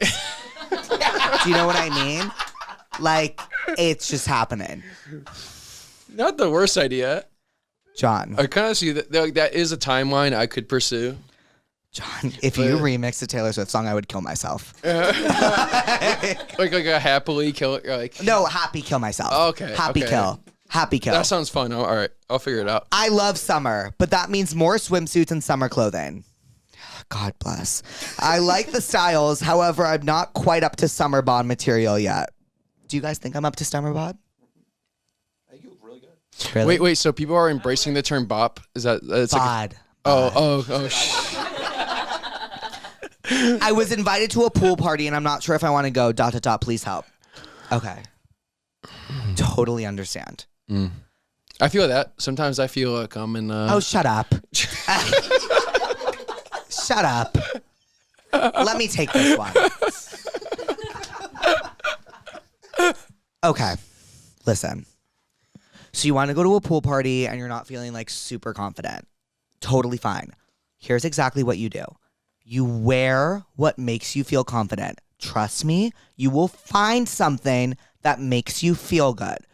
You wear that and you go. You absolutely should not go just because you don't feel good. You will find an article of clothing that will make you feel good. And you will go and you will have the best time. That is my prescription. Done. He's right. My bestie and I are going to Europe for 2 months. I'm so excited, but also so nervous to spend so much time together. I'm really drunk. Yeah. Any advice on how to make sure we don't kill each other by the end? No. Well, as long as they don't sleep with the same guy, that's the whole thing, right? Have you ever heard like a story like that? Like Of two course, yeah. And what happens? They don't become friends afterwards. Like Amanda Knox? I don't. I'm not that ingrained in pop. Is that a popular person? Amanda Knox? Amanda Knox? Yeah.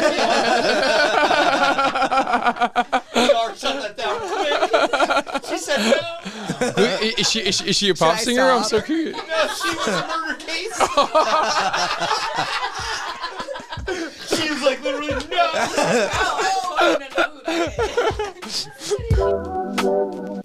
Okay, should we take one more shot? Yeah, let's go for it. Eye contact. I'm ready. Eye contact? Yeah. Cheers. Cheers.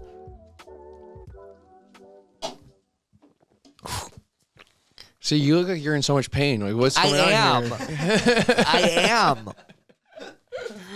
Okay. Yeah. What's your real? Is Jake? It's Jacob.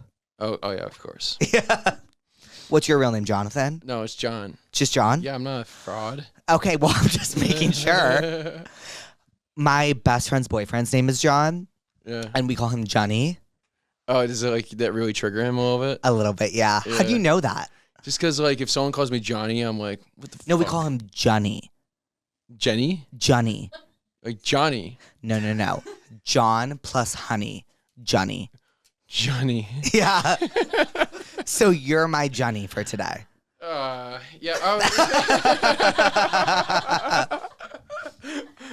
It's endearing. I like it. No, Johnny's great. We're like, Johnny. And then, like, we also have John Day, Oh. which is John Sunday.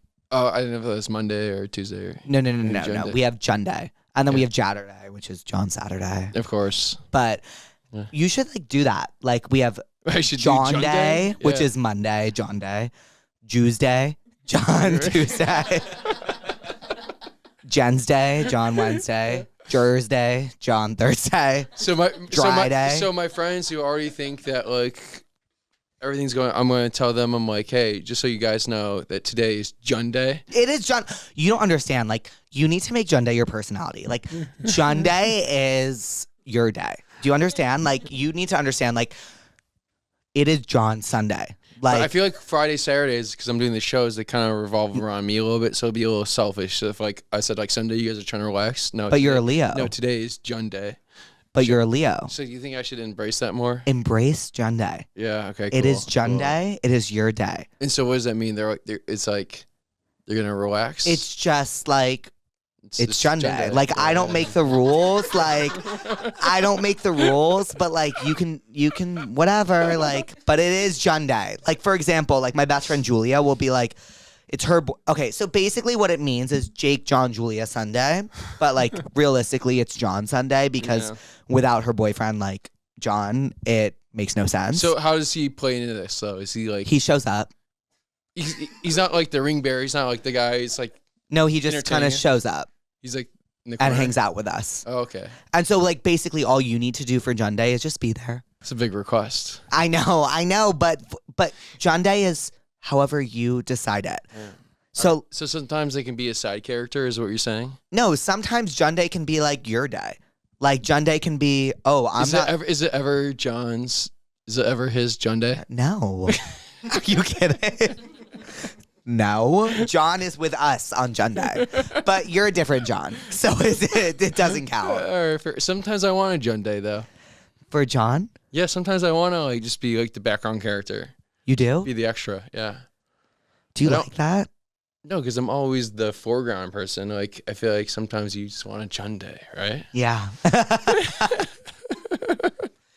John, do you have any questions for me? Like, I don't know. Do you ever want a John Day? all the time. That's what I'm saying. All the time. Yeah. And, Well, but listen. do you think ever John Day wants a? John, Does he ever want a Therapuss? he wants me to get lost from his life. That's what he wants. And I tell him, I say, if you ever leave, bad things will happen. Yes. Wait. Why is that? Because he keeps us sane. Oh, okay. Oh, not sane. He keeps you guys grounded. Yeah. Oh. Everyone needs a John Day in their life. Yes, and you are the constant John Day. I don't know about that. My boyfriend of 4 months has never gotten me flowers after I hinted at it many times. Does this mean anything? What should I do? I've never gotten a girl like flowers. Jonathan. But no, I've gotten my mom flowers once. You've never gotten a girl flowers? Well, because like unless they're asking for it, why would you just give it? Like, John. are they subconsciously asking for it? Is that what's going on? John. I've been single way too long, man. Please. Please. God damn it. You've never gotten a girl flowers? No, but what kind what kind of flowers though? If they have to Any request, flowers. but what if they're allergic? You don't know. Who's allergic to flowers? My mom has a lily allergy. All right, so you're telling me you need to be my therapist for a second. Therapist. Never gotten a girl flowers? Should I? John. Is Yes. that why I'm But single? have you ever gotten far enough in a relationship with a girl in the past 5 years since your past 5-year relationship? Oh no! No. Well, no, actually, no. That's a question for you though. Is that how long do you have to be seeing a girl to actually give her flowers? To me, it's like that's like a 2-year thing. 2 years? 2 years? I'm gonna kill myself. It's a big commitment though, because that means like we're really. I thought you were gonna say 2 weeks. Wait, people do that? But Yes. I think that's a sign of like dependency though. Gagged. like, please don't leave me. I have flowers for you. You don't think that? I'm blushing. 2 years? All right, that's like exaggeration. I think like 6 months. Because then the 12th month is when you introduce the parents. 12 months? Because it takes a long time to read somebody, right? Like you're like, right. It takes. No, you're a Leo. You can read pretty quick. I just lied. Sorry, I just made that up. no. I'll take that. I'll take that. No, because you can only. How many times can you introduce somebody to your parents? A few. Yeah. So you gotta be very selective on that. You gotta really. When's the last time you introduced a girl to your parents? Maybe like 3 years ago. Gagged. Yeah. What gagged though? What does that mean? Just like I'm shook. I'm like your Urban Dictionary right now. Like gagged is like I'm shook. Okay. All right. I understood. Yeah. What about you? John, I haven't had a boyfriend ever. What's stopping you though? Like my insecurity. Yeah. So how do we get that out of you? I don't know. I think it takes people like me to be like, shut up. These thoughts in your head ain't real. Just go for it. Because why am I going to cry? Why am I going to cry?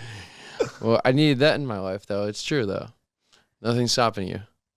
I know, but you're too young and you're too successful to be even looking for it. So it doesn't even make sense. But I've never had it. So it's like, I am looking for it. Do you know what I mean? It's like, I've never had it. And like, while I have found success in this space, like I am still looking for it because it's something I've never found. I think yeah, that makes sense. I mean, it's like you've never been to Disney World, so you want to check it out for a second. But you're going to show up and you're going to realize like, this shit sucks. Really? That's what I think at least. But you're not talking to the right person about this. Can I introduce you to someone? Yeah. She's right behind you. Cassandra? Which one? We got 2. Okay, that's Aquarius. The Aquarius big is one? fine, but Cassandra. This is Cassandra. Come here. Yeah. Are you fucking kidding me? She's beautiful. Well, John, what did we learn today? What did we learn today? I feel like we learned a lot. Did we? We're kind of back at ground zero. I feel like we have a lot to learn. I think we yeah, you know what? Maybe we leave it at that. Like, we have so much to learn. Yeah, and we don't know it all. But why do your fans ask you questions? Do they think that we know it all, or do they want a fresh perspective? I'm very curious. I think they just want an organic perspective. Yeah. Like, they want a perspective of a friend. That's like, I'm in the same boat as you, and like, I'm going to give you the same advice you would give yourself. They want to be validated. Yeah. Yeah. And you know what? Isn't that all anyone ever wants? That's so true. Well, John, thank you for coming on Therapuss. I actually don't know what just happened. I think I blacked out. John, Yes. I love you. That was amazing. I love you too, man. You're great. Okay. You're great. You're great. Thank you. Yeah, you're incredible, man. You are incredible. You're infectious. Your energy's great. I got introduced to you by multiple of my friends from Miami. They sent me your videos. I was like, who is this kid? You're going to be a star. You are a star. John. You got to hear that, though. You got to hear that from somebody. So it's true. John, I'm like, thank you. Thank you, John. Yeah, so Pussies, do you want to give a little bye, pussies? like, how do I do this? Okay, so you go, bye, pussies, tense up. Tense up? Yeah, you put your thumb down. When I do the tense? Yeah, I'm looking at which one I'm looking at? this one. All right. Wait, how do I do it again? Bye, pussies, Okay. tense up. All right. Bye, pussies. Tense up. Yeah! Hi, pussies. Put your tense up. Put your tense up. Tense up. Smart cookie. A professor.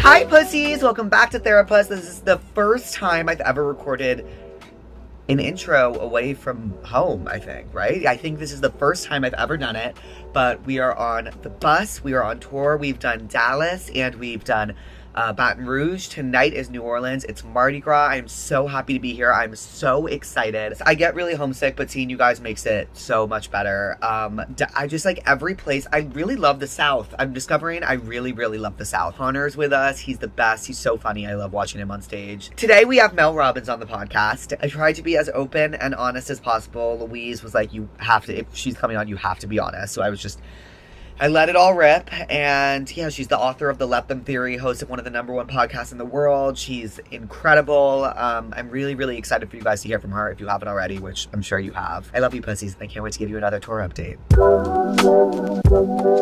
Hi, pussies. Welcome back to Therapuss. Today, I don't think I've ever had so many people be so excited about a guest before in my entire life. Today we have New York Times best-selling author of the Let Them Theory, host of the #1 podcast in the world, the Mel Robbins podcast, Mel Robbins. Oh, I cannot believe I'm here. I actually can't believe you're here. So... Okay, we have so much to talk about. what were we just talking about? Oh, I was telling you how your podcast feels like, and I have a very short attention span. I have a very hard time listening to things. I have a very hard time reading. But I was listening to your podcast the other day. It was so easy to listen to. Oh my gosh. Well, thank you. It's all you. Well, here's the thing. Like, I think what's super cool is that the person that is listening to this right now, Mm-hmm. the thing that's interesting about a show like this is that you don't bump into it. Like, if you really stop and think about it, Jake, somebody had to actually select this episode and hit play. Right. That means they found time when they don't have time, and they made it to listen to you. And it means they want to be here. See, on social, people bump into content all the time. But when you really think about your show as something that somebody has made the time in a very busy schedule to be here, you think about the single person that's listening somewhere around the world very differently. And so as you and I jump into everything from, like, the first topic, I really have to just say out loud because it's so on my mind, is that these mics are so thick, it feels like holding a penis. Like, I'm literally like, I've never been on a show where I'm like, okay, 2 hands, here we go, right at the base. And so I like, as we jump into everything from dating to anxiety to whatever the hell you want to talk about, I'm going to be thinking about the fact that one person is with us right now, and they have decided that you and I are worthy of an hour of their time. And so I'm going to not only show up for you, I'm going to show up for them. Oh my God, yeah. How does that change the way that you think about this? I think sometimes I feel like I'm speaking into a void. Mm-hmm. I don't know why I never thought that someone was like actively being like, I am so excited to listen to this, and I'm going to actively press this and listen to this. It's when you don't, it's okay. I think it's because I started on TikTok, and TikTok is very fast and very hard. Yep. So it's kind Like of your like love bombing. What? Like your microphone. Yes, like exactly like my microphone. But everything happens really very, very quick. And TikTok, within like 5 minutes if your video is working or not, and like how many people are liking it. And like, yes. Oh my God, that is so cool. That really just like changed my whole perspective on this. Honestly, I'm not even just kidding. I like now feel like there is like one person right there that's listening. Yeah, of course. It helps you visualize them. Yes, exactly. And that's like an incredibly cool thing that you're providing for somebody else. That is awesome. Yeah, because you're funny as fuck. And I mean, like, I want to know. I saw the video where you fell skiing? Did you rip your jumpsuit? Like, because that looked like a really bad fall. No, see, it looked worse than it was, and I actually give credit to my ski instructor who was filming it, who's the best. Shout out Adrian. And he cut it. The video was just perfectly timed. Like I fell, and then he cut it immediately, so it all seemed very fast. Wasn't that bad though. All right, good, because that was a cute jumpsuit. Thank you. And I actually found. Do you ski? Yes. For me, it was because I don't drive.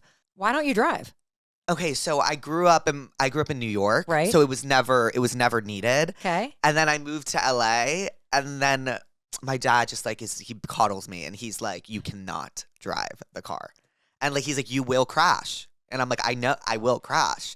I don't think I can accept the responsibility. Do you want to learn to drive? Yes, I think I do. But I'm so accustomed to not driving now, I can't imagine driving. You don't want to learn to drive?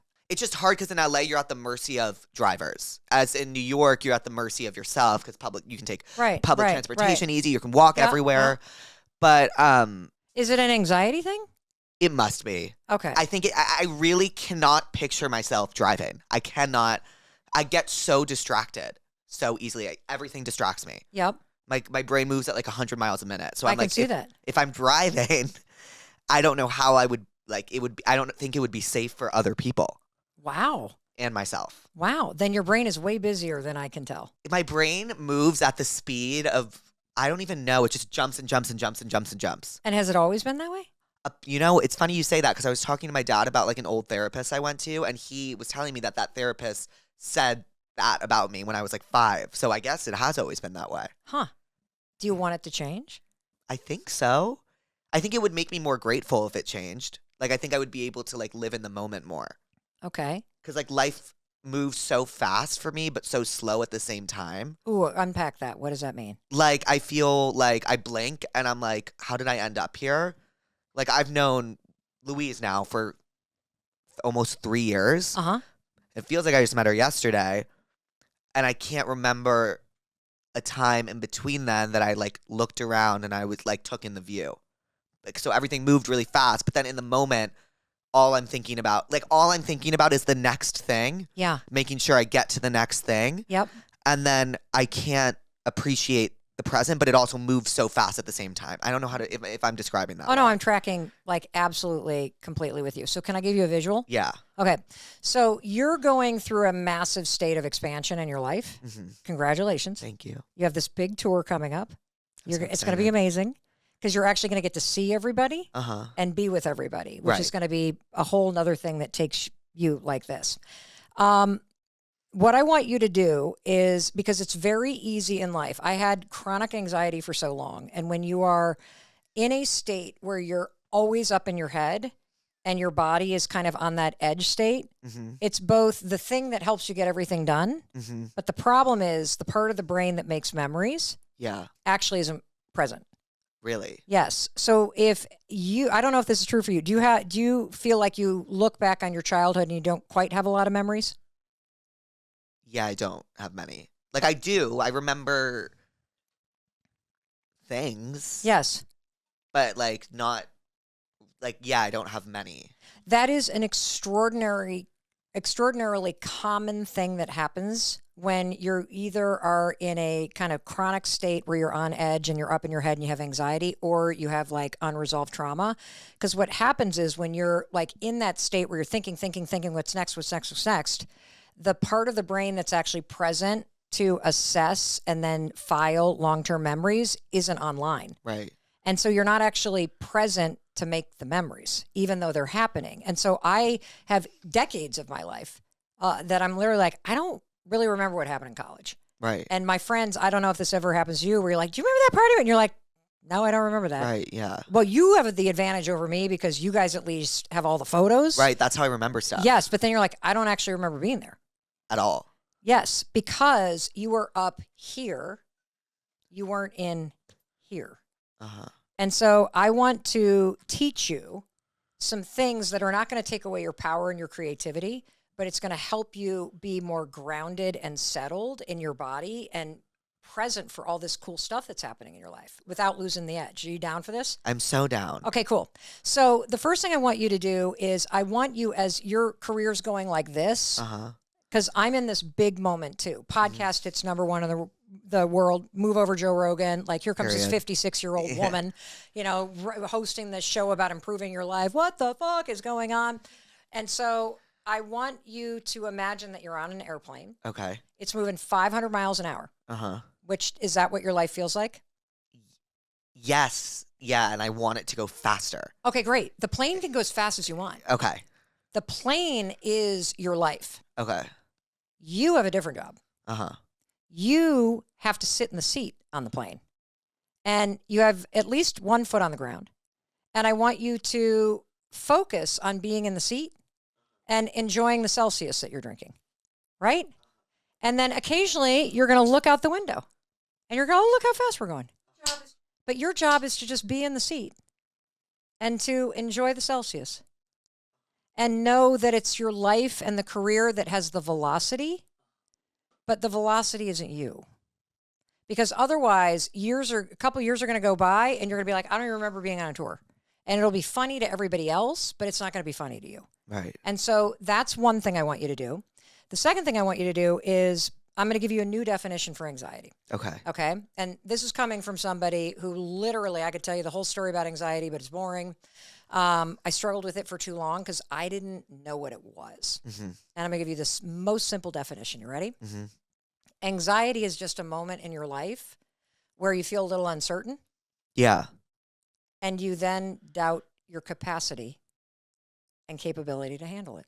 Yeah, that's actually exactly what I think it is. That's all that it is. Like, like the worst case scenario, because I have very bad OCD as well. Like in terms of like, well, you know, that's related to anxiety. Yes, yeah. OCD is about trying to control something because you're triggered by uncertainty or past trauma. Right. That's and that's what I'm thinking. And that's why your let them theory resonated so well with me, because it was like, you cannot control anything. All I want you to do is control everything, because I'm so scared of something bad happening. Okay. I'm so scared of something bad happening. What is the bad thing that's going to happen? I have this like fear ever since I was a kid, like of getting in trouble. So like now with what I do, I'm very scared of saying the wrong thing and then having everything taken away from me. And then what do? I have nothing. So like that's like, you know, that's what I think about. I'm scared of losing everything. Okay. That's like my. And what would happen if you lost everything? I don't know.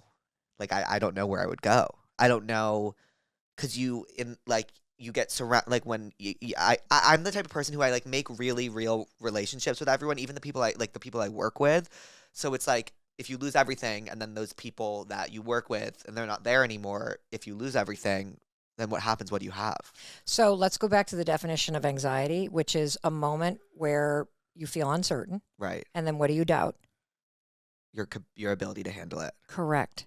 So anxiety isn't all of this scary shit. Anxiety is a very normal moment where you feel uncertain, because it's a sign that you're mentally well. Right. That's a sign that your brain's working correctly, by the way.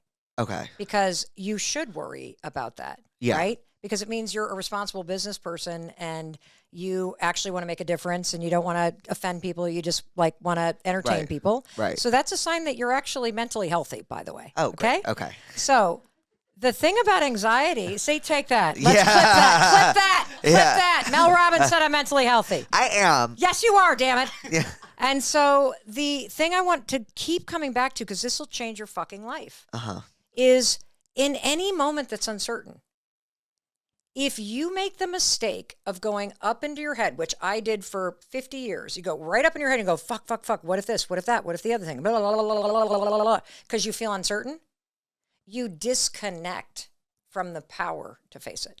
Mm-hmm. So anytime you're up here, you're actually in danger when you're feeling anxious. And I want you to go, oh, wait, I'm just doubting my ability to handle it. Right. I got to take a deep breath, because right here is where your power is. Mm-hmm. Right here, you're in your body. You take a deep breath and just go, okay, I actually believe that I can face anything. Right. You know what? Even if the shit hit the fan, I'm capable of figuring this out.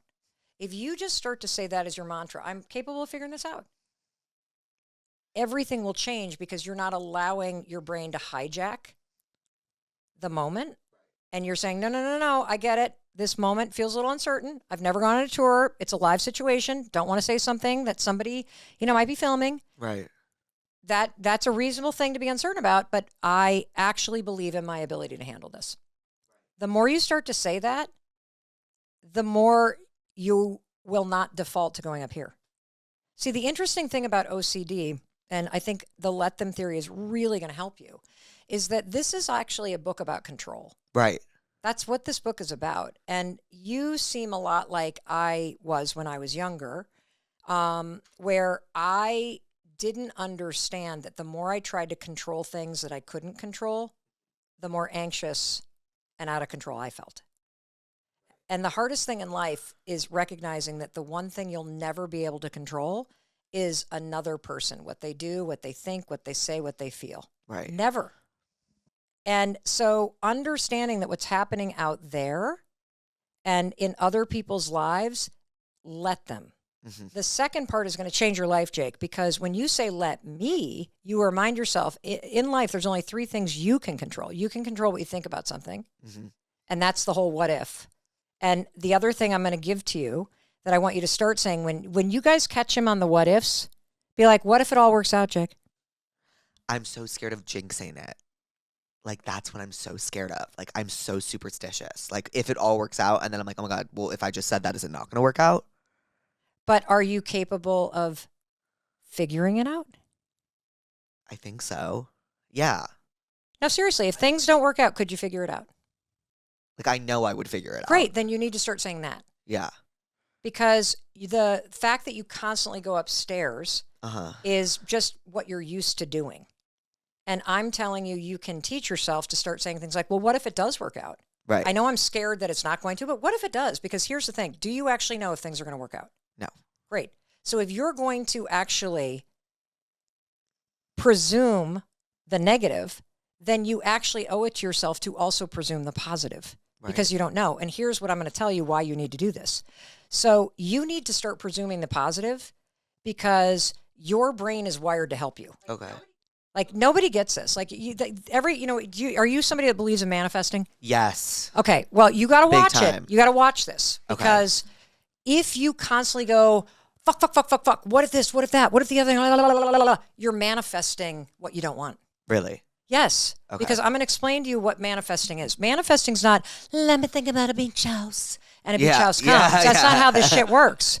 Manifesting is the intentional act of programming your brain to think different things and to filter the world to help you get what you want. You are literally using manifesting to bring 4 different parts of your brain online to program what your mind sees. So it's a lot like Instagram. So the second I'm like, fuck it, I'm going on a show, it's great. And I started like talking all about, like I'd already followed, like I just saw so much of your content because social media listens to you. Right. The filter changes and then it shows you what it thinks you want to see. Right. We've all experienced that, right? Yeah. Guess what? Your brain works the same way. The exact same way. So your brain's like a For You page. Yes. Yes. Who programs it? Me. Yes. And your brain is paying attention to what you're actually saying. So if you're constantly going, oh my God, oh my God, oh my God, oh my God, your brain is going to show you more reasons to be afraid. If you go, what if I can figure that out? What if it all works out? Right. What if I literally, and the way that you manifest anything is decide what you want. And so what's something that you would like to have happen? I want relationship. I would like a boyfriend. Okay, great. Yeah. Okay, great. And tell me a little bit about what the relationship feels like. I don't know. I don't know what I would like it to make me feel confident. Yeah. And I would like it to give me more life experience and stories and tell me what you and your partner do. Like I want to be able to lay down with someone and watch TV, but also feel romantic with them. Okay. Terrific. Yeah. So what I want you to do is this is the method that I was taught by a guy by the name of Dr. Jim Doty. He's like this fancy neuroscientist guy at Stanford. Okay. So he both studies the brain and operates on the brain, but he's like Mr.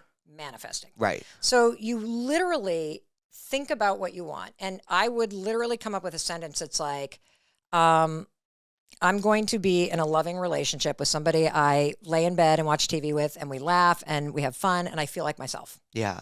You're going to take a pencil, you're going to write that down, and then you're going to read it to yourself, and then you're going to say it out loud. That's what you're going to do. First thing in the morning while you're calm. Manifesting doesn't work while you're anxious because the part of the brain that actually is laying down the new programming can't work when you're like, ah. Right. So you got to do calm. So you're going to take your pencil, you're going to write this down, you're going to read it to yourself, and you're going to say it out loud. And then what happens is this, the For You page starts to organize. Right. Because you're now telling your brain, this is important to me. And your brain has this filter called the reticular activating system. Doesn't matter what the hell it's called. It's like a hairnet on your brain. Right. Changes. And now all of a sudden it lets in information. Oh, there's another loving couple. Oh, interesting. There's a TikTok of two people laying on page. Oh, look at that. So you start to see things that you normally don't see. And then you start to see it. So you start to believe that it's true because there's evidence there. And that helps you then start to do the things that you need to do, which are largely using the let them theory, so that you can say no to the people that don't treat you and make you feel that way. Because the faster you say no to those people, the faster the person that is supposed to be laying in bed with you actually arrives. Right. That's how you meet them. You first tell yourself that you want to meet them. And you visualize it for yourself. And by repeating it, your brain's like, oh, yeah, oh, yeah, oh, yeah. And you can do this with anything. You can do this with launching an influencer business. Right. You can do this with, I want to be anxiety free. You can do this with, I'm going to meet somebody that actually makes me feel like myself.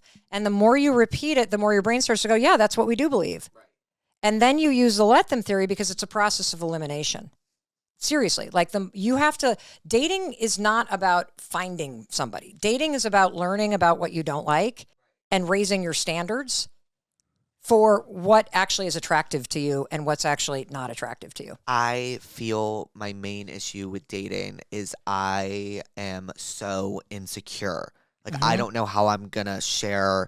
I feel like when you're in a relationship, you like share your body with someone almost. Like, you have to like be so vulnerable. And I struggle so much with like, to be frank, like being like naked with someone. Okay, So like, because you don't like your body? I sometimes I love it. Yes. And then sometimes I like yesterday I woke up and I felt so good, and then today I just don't feel good. And it's like I don't know how I'm gonna be able to share that with someone ever. Well, what if it, okay, so that's a really interesting thing. Have you ever been in a long-term committed relationship? Ever. And is part of it because you're uncomfortable being naked with somebody? Yes, I would say that's a huge reason, because it's how I carry myself. Okay. Like, I don't give off that, like, I want to take off my clothes and be with someone. Okay. So where did you get the idea that there was something wrong with your body? Someone made a comment when I was in 4th or 5th grade, and it really stuck with me. What did they say? That I was fat. Okay. And was it in a situation too where you guys were all like getting undressed in a? I don't know what, I forget. I was wearing a rash guard, I think. Yeah, it was horrible. And then I don't know. And then I really lived my life on the internet for my entire life. Okay. I spent my entire life on the internet. So I was a Tumblr kid. What does a Tumblr kid mean? I was really, you know. So Tumblr's a website. Oh, Tumblr. I literally thought you meant gymnastics. No. Okay, I thought you meant like were you fat in a leotard, No. tumbling? Okay, I got you now. So you were a Tumblr kid. Got So it. like I'm seeing Tumblr's all about Tumblr is all about the aesthetic. It's very aesthetically pleasing. I was also introduced, and I have my parents. I love them for this. Let me watch whatever I wanted to at a young age. Okay. So I was watching any movie I wanted to. It's part of why I'm so creative and so into this space now. But I was seeing, I was introduced to what sex is. Yes. Based on like a multi-million-dollar movie.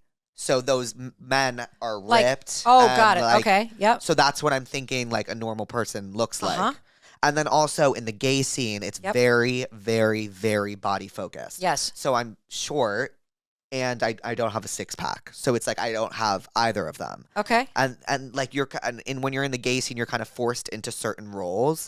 So, and I don't really know. I always felt like my body was weird, and watching people on TV, I still felt like it was weird. And then because of that, like, I then had a weird relationship with food, and I'm like, okay, I like abs are made in the kitchen, so like I'm just gonna eat a lot less, and then I eat and then I end up binging, and I just have at the end of the day, I just have a horrible relationship with my body, and I don't know how to feel. And then, like, right when I feel good about it, like, something happens where I'm like, ugh, no, I don't feel good about it anymore. Yes. Yeah. Yes. So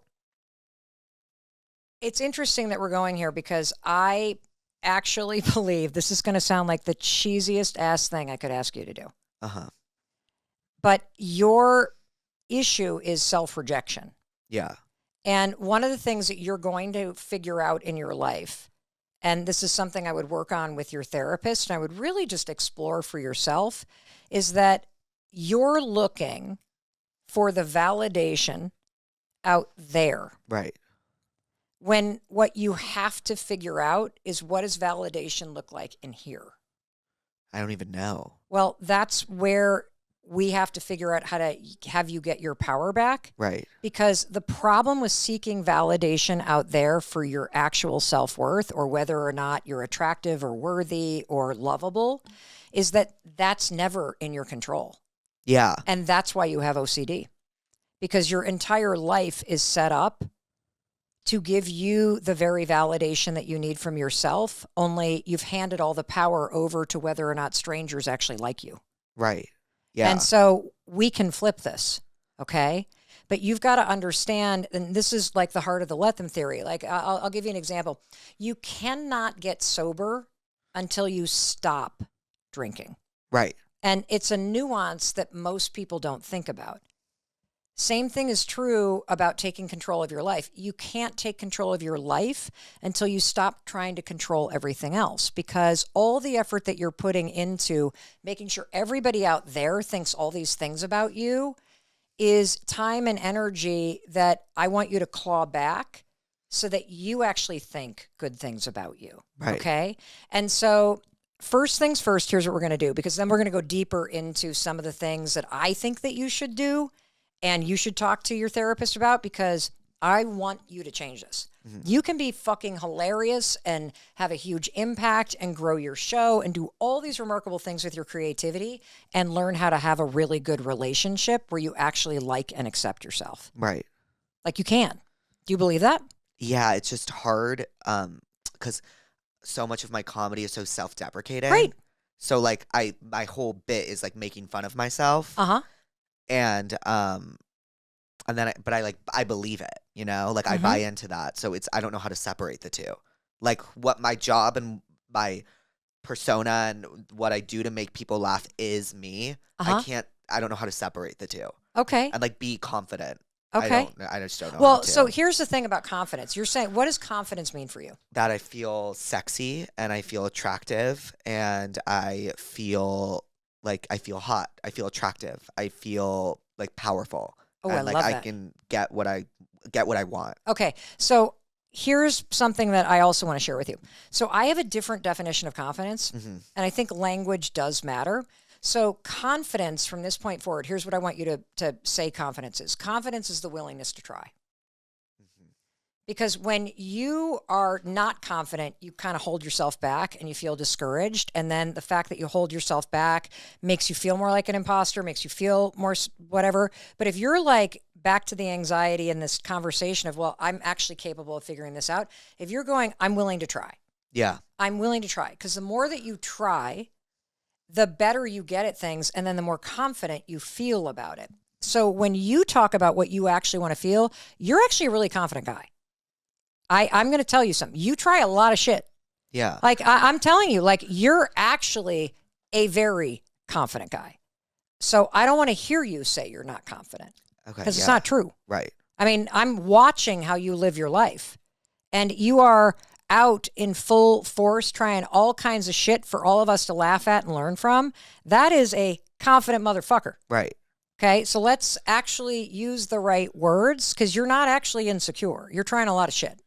Is that fair? Yeah, that's very fair. Okay, so can I hear you can you say, I'm a really confident guy, but, and then describe? I'm a really confident guy, but I do not like how I feel about my body, and I don't like how I feel about how I look on the outside. Okay, got it. Is there anything you could change about your body that would make you feel more confident? Yes. What is it? I'll look in the mirror and I'll like take my sides and I'll like pull them back like this. Oh, I've done that. Like I would like to pull my You ever sides. put duct tape there? Yeah. No, but I will Before now. Spanx. And I would like to like just shave my sides off. I like have a bigger like bosom area. So I would like that to be flatter. I've been working out my arms a lot. Great. And but it's not toned. It's more just like bigger. I'd like to shrink it. I don't like my chin. I feel like I have kind of like a double chin. I feel like I have a bump in my nose, but that's like kind of the least of it. And then at the end of the day, I hate how short I am. Okay. I hate how short I am. Okay, so do you want to wear heels? Like, no, because then I would feel not, I don't want to wear heels. I just want to be taller. I want to be like 5'7". That would have been great. Oh, well, how tall are you? 5'3". Okay, so we got 4 inches. Yeah. Okay, so you're either got to grow your hair taller, Right. right? Or you got to wear heels. Right. So part of the problem with what you're doing is you are actually taking attributes, especially height, that there is nothing you can do to change it. Right. And you are using it to torture yourself. Yeah. And what's going to happen because you are so committed to trashing yourself is that even as you get more and more confident in your career, even as you check all these boxes, you will always find something to trash yourself. It has become like your default, and it's actually not a bit anymore. Like I think that you can feel good about your body and still be self-deprecating about the assholes you're dating. Right. Like there are things that you can find to make fun of that don't actually deep down make you feel like shit about yourself. Mm-hmm. And so number one, you have to actually figure out how to accept that it's not fair that you're 5'3". Because I don't think it's fair. No, it's not. Yeah. Tell me all the reasons why it's not fair that you're short. Because I want to be taller. What would change about your life if you were taller? I think just the way really and truly, like I think more guys would want me if I was taller. That is at the end of the day what I think. Do you want to know why more guys don't want you? Why? Because you don't want yourself. Yeah. It has nothing to do with your fucking height. Right. You're focused on height because it's distracting you from actually doing the work of learning how to look in the mirror. Right. And say, I am going to do life with that guy. Like you only get to do life with one person from the moment you're born till the moment that you die. You have one person to take care of. It's you. Yeah. It's you. And so the best thing you could ever do for yourself is to learn how to look in the mirror and go, all right, this is what I got. This is the hand I was dealt. Yeah. And you can spend your life looking at everybody else's hands and thinking everybody else has a better hand of cards. That's not how life is played. It's how you play the hand. And from my vantage point, you're fucking destroying the hand. Thank you. You are. You are. And there comes a point in time in life, and I learned this so fucking late. Like I don't want you to do this to yourself. Like you have to learn. If you want to be happier, you have to learn how to allow yourself to be happier. And there's something about you and the way you won't allow yourself to be happier. Yeah. I don't know why.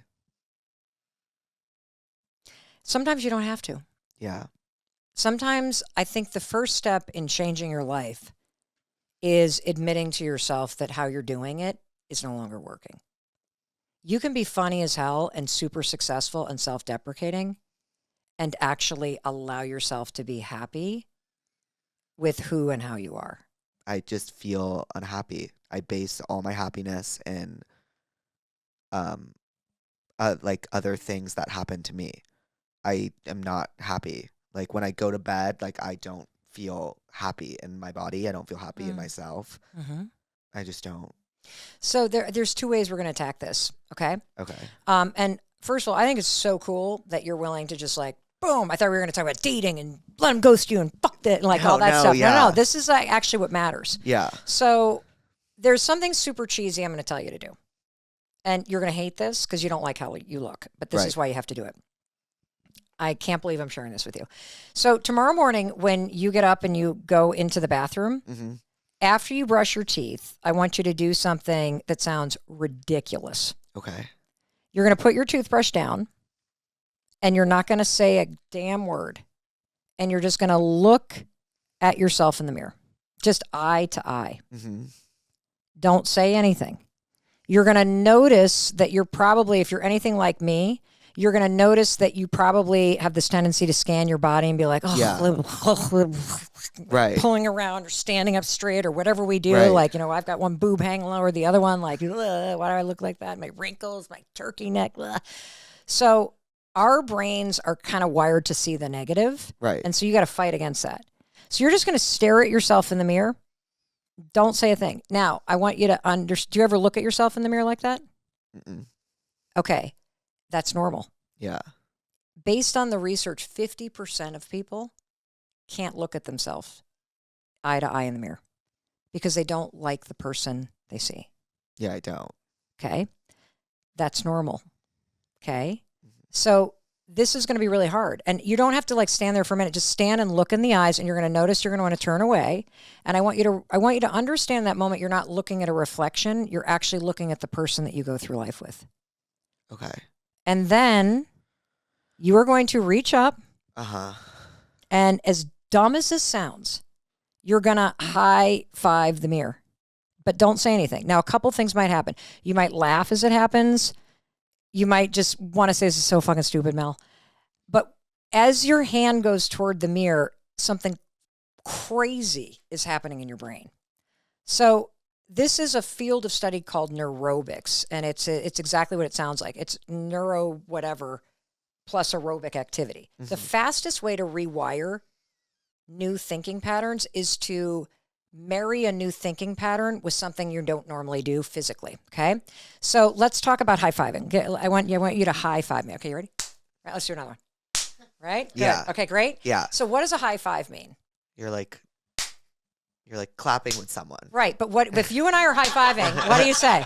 What are you saying to that? Like good job. Good job, yes. Or like, we did it. We did it. You never high-five somebody and say, you're fucking ugly. Yeah. I hate you.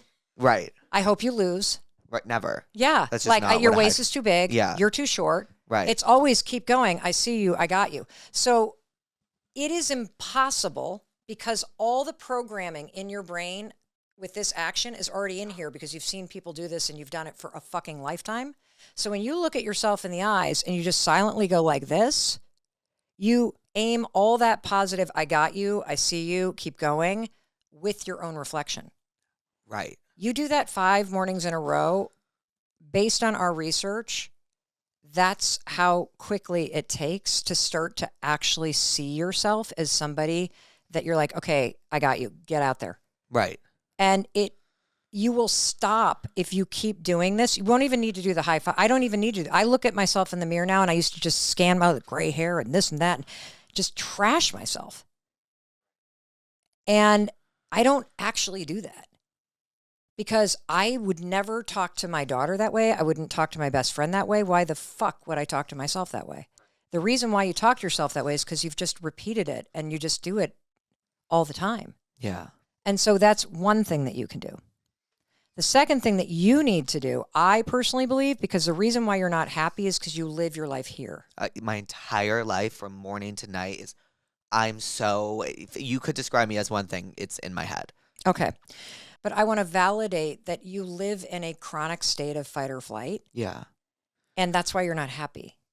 And there are things that you can do to understand that in your body, if you're always on edge, then parts of your brain don't work because you've got the alarm going in your body. Does that sound resonant for you? Right. Okay. Yeah. I mean, even the incident that you were talking about where somebody commented on your body, when that happens to you and you're little, it makes you feel unsafe. Yeah. And so your body is designed to sound the alarm when you feel unsafe. It's doing what it's supposed to be doing. But then the problem is you're going to be bracing again. Right. Because you're trying to protect yourself from these jerks who said something that scared you. And then you don't have adults around you that can actually help you. And so you, as a kid, are having to feel like you've got to take this all on yourself. Mm-hmm. And a lot of the comedy and looking out there is a distraction so people don't pick on you. You're like, I'm going to do it first. Before anyone else can do it to me. Correct. Yeah. It's an actual offensive move. Now, that doesn't mean you're not funny as fuck. Doesn't mean that's not your genius. But you can still have that genius and actually heal the thing that it actually came from. And so what I want you to understand is your body has 2 nervous systems, okay? Okay.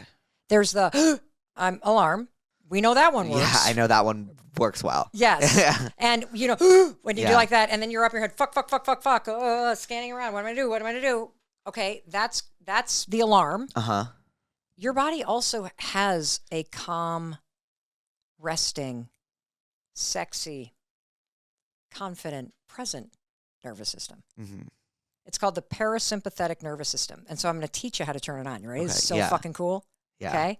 So you have something in your body called the vagus nerve. I wish they taught this in elementary school. Mm-hmm. It runs from literally your butt through every major organ, your vocal cords, all the way up to the top of your head. Mm-hmm. It's the on-off switch Okay. between alarm and fucking chill. Right. It's sort of like the internal margarita. Yeah. Flips the switch, right? So what you're going to do is you are going to, whenever you feel that, oh my God, the alarm's on, somebody flipped on the lights. Mm-hmm. Okay, I'm capable of feeling this.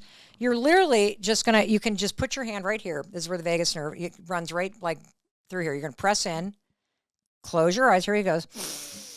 Breathe in with me. Here we go. Blow it out. And all you have to remember, Jake, is that the exhale's longer. Let's breathe in again.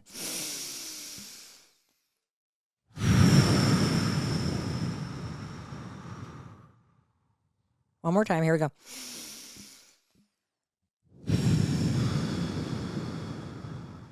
And then you're just going to say to yourself, I'm okay.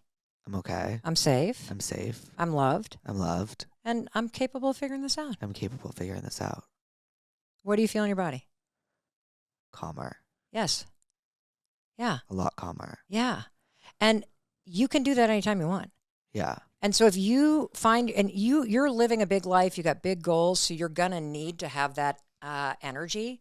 But if you feel it getting the best of you, fucking drop in real quick, settle yourself, then go into the business meeting, then walk on to the date. Right. And so those are 2 tools you can use to actually start to rewire the way that you go right on edge.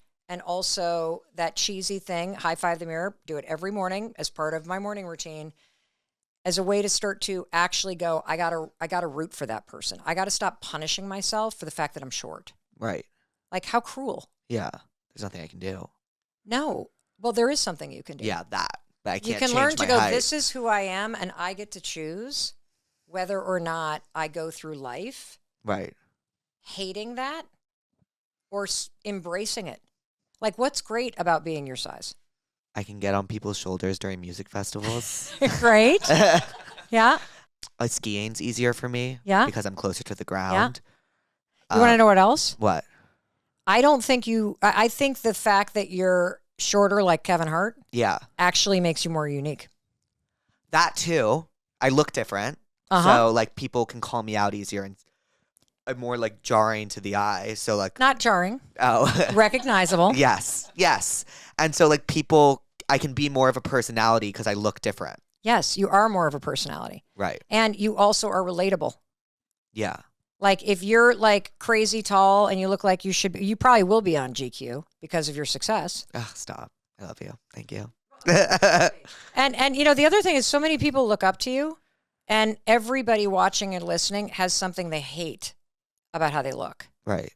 And so there's some way to figure out how to make it funny, but actually own it. Right. I used to have this bit in my show where I wore this outfit to this award show once and my bosom was out and about and I like basically go through everything people said about me Why?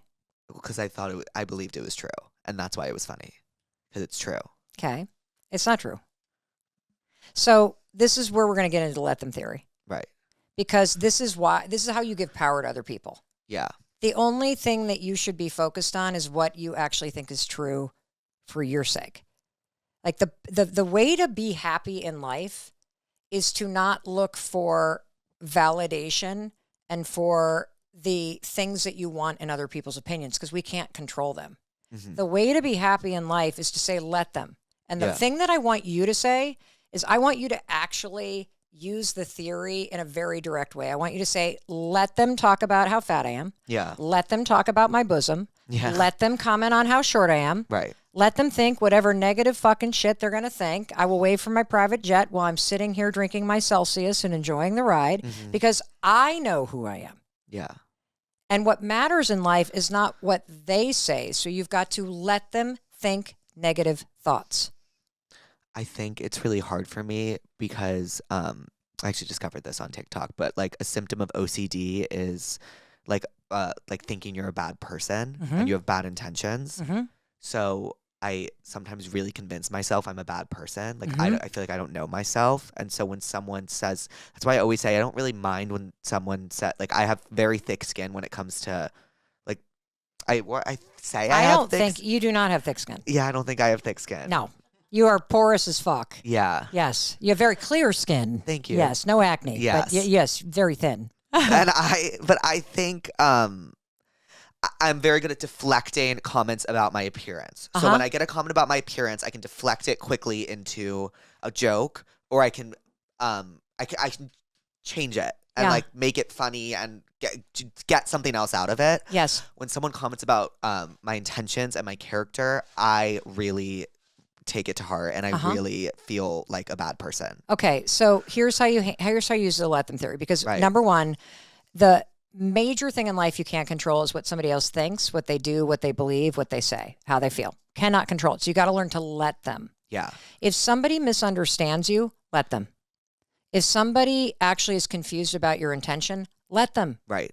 People are allowed to be confused. They're allowed to have their opinions. They're allowed to not understand why you're doing what you're doing. They're allowed to be disappointed. Let them. You're not people's parents. Yeah. They're grown-ass adults. Yeah. Let them feel how they feel. Let them have their opinions. Okay, then you come to the let me part. This is where your power is. You got to always go, okay, Jake, let me remind myself what I think matters most. And I know my intention. And when you know what your intention is, then you know that you're a good person. Yeah. And that's what you have to anchor. Now, if you have a good intention, let's say, I don't know, let's say that you can't make it to somebody's birthday party. It's not a big birthday. It's not like 25. It's like 23 and everybody's going out to some fucking restaurant and 14 people and you're splitting the bill and blah, blah, blah, blah. You don't even want to go. Right. You don't know half the people. But your friend's a little bit dramatic and they're going, oh, Jake, I want you to be in there. Right. You're like, oh my God, I don't want to be there. What we do in life is we literally bend ourselves backwards and show up at things like that because we want that other person to think we are a good friend. Yeah. And she's like, why does he seem like he's in such a shitty mood? Why did he even come? He's being a therapist. Yeah. Right? Yes. So even the shit that you did to try to manipulate what they think about you didn't work. Right. Because you have no control over what they think. And they're allowed to think whatever the fuck they want. Right. See, if you do the opposite, which is, I know I'm a good friend. And I also know that in taking care of myself, that going tonight and splitting a bill with 16 people and sitting next to people I don't have the energy to talk to isn't actually going to work for me tonight. I need to rest. I need to take care of myself. So you're going to call your friend and be like, I'm not going to be able to make it. Okay, they're disappointed. Let them be disappointed. Because here's the thing about disappointment. It's a good thing. It's a good thing. Yes. Because if your friend's disappointed, it just means she loves you and wanted you there. Yeah. Isn't that a good thing? That is a good thing. See, two things are always true. Right. You can disappoint somebody and they still love you. Right. And a business partner can be disappointed that you can't make it somewhere. And it means they just want you there. I mean, what's the alternative? Oh, thank God you're not coming. Right. Yeah. So disappointment, let them have their disappointment. It's not your job to manage it. And then let me remind myself, because you're going to say to your friend, I totally get it. And here's the thing. I would just rather go have coffee with you this weekend and actually get to be with you. Yeah. And so here's what I'd like to do. And whatever they say, let them. You know your intention. And when you align your life, Jake, with what you believe and what you feel, and you know you're a good person and you know why you're doing things, That's the secret, because then you don't care really what other people think because you know the truth. Right. But if you organize your life around what everybody else is thinking, you're going to make yourself crazy because you can never control it. Yeah. What are you getting out of this? That I need to let people form their own opinions of me Mm-hmm. and not base my behavior and how I think their opinions are going to be formed based on what I do. Yes. And I want you to learn this now, to Uh-huh. let people have negative thoughts. Yeah. Your job is to live your life and actually live it in a way that makes you feel good about you. 100%. Got it? Yeah. And learning that now, especially given that you've got a huge, beautiful, bright, amazing future, learning to let people have negative thoughts and stay really laser focused on what am I doing and why, and what are the ways to think that make me feel good about me. That's the secret to a great life. Yeah. Do you get that? Do you see how this is a boundary Yeah. too? Like, you don't need any other boundary than let them. Yeah. Because let them is like, I'm letting you live your life and then my life gets better. And it's not like I'm being a dick. You're basically going, I'm not responsible for what you think and feel. Right. I feel responsible sometimes. I know what you like now. I'm like, say, like I feel like if my actions make someone feel a certain way, Uh-huh. I'm responsible for how they feel. Then. No, you're not. You are not responsible for anybody else's emotions. An emotion is a chemical explosion that happens in 6 seconds inside somebody's body. Yeah. And what really liberated me, because I used to be a huge people pleaser and I would navigate my life based on people's moods. Or if God, I had like some friend that was like giving me the silent treatment. Now I'm like bending over backwards. Right. What did I do wrong? Right. And That sucking up story to of my this person. life, yeah. Okay. Well, good. So let's talk about this. Yeah. So everybody you meet from this point forward, I want you to visualize them as a 8-year-old child in a big body. Because that's how old we are emotionally. Right. And we make the mistake of looking at other adults and our friends and thinking that they're actually emotionally mature. None of us are, because our parents weren't. And you're not born emotionally mature. And all emotional maturity is, everyone loves to throw around that word, is it just means you actually understand and can process your emotions without puking them at another person. I puke my emotions. Me at too. people. I'm an erupter. Yeah. So you and I are basically 8-year-olds that throw ourselves on the floor and throw tantrums. Yeah. Do you vent text to people? Oh. Oh, me too. Yeah. I got I'm my like- daughter just went like, I'm the that's you. biggest venter. Like I talk and talk and talk and talk and talk until like the words are like nails on a chalkboard. Well, so what that's a sign of, because that's me too, is it's a sign of when your emotions get going, you don't know how to settle them, so you just puke them out. Right. And when you get frustrated, it's like, rah, with the raging, right? Right. And they're like, oh, I'm really sorry. I just had a stressful day at work. No, you just literally can't tolerate stress, and you just fucking puked it at me in a text. Right. All caps. Yeah. And then I sent an emoji. I'll see you later. Yeah. Like, I'm done. It's like Yeah. out of my body. That's me. That's Yeah, what I same, do. same. So so first of all, you actually just did the hard part. You said, oh my God, that's me. Right. And so recognizing that you're that, let's go through some other ones though. Yeah. So another big thing is the friend that is the silent treatment person. Yeah. If you think about that friend as an 8-year-old, that's a child who pouts. Mm-hmm. A child who pouts is just a child who, like, you feel frustrated or disappointed or hurt and you don't know how to use your words. So you go pout in the corner. Why? So the You can parent. avoid it. Yeah. Yes. It comes to you. Yes. Yes. This episode of Therapuss is brought to you by Booking.com.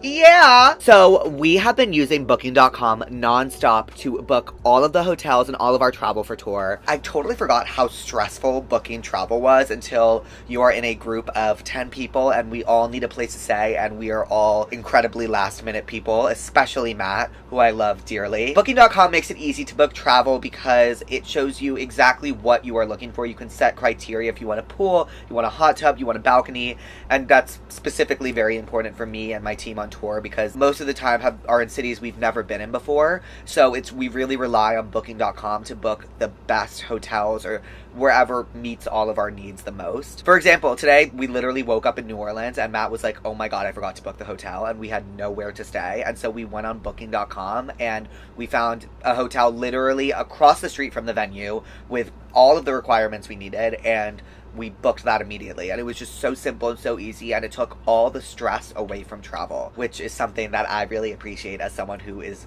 really stressed out all the time, especially during travel. I've also found that it's incredibly useful and very important to find stays walking distance to the venue. When you're on tour, it's hard to like actually move your body and walk around. It's important to find a hotel that is walking distance to the venue. No matter who you are, Booking.com helps you find the stay that is ridiculously right for you. So what are you waiting for? Find exactly what you're booking for on Booking.com.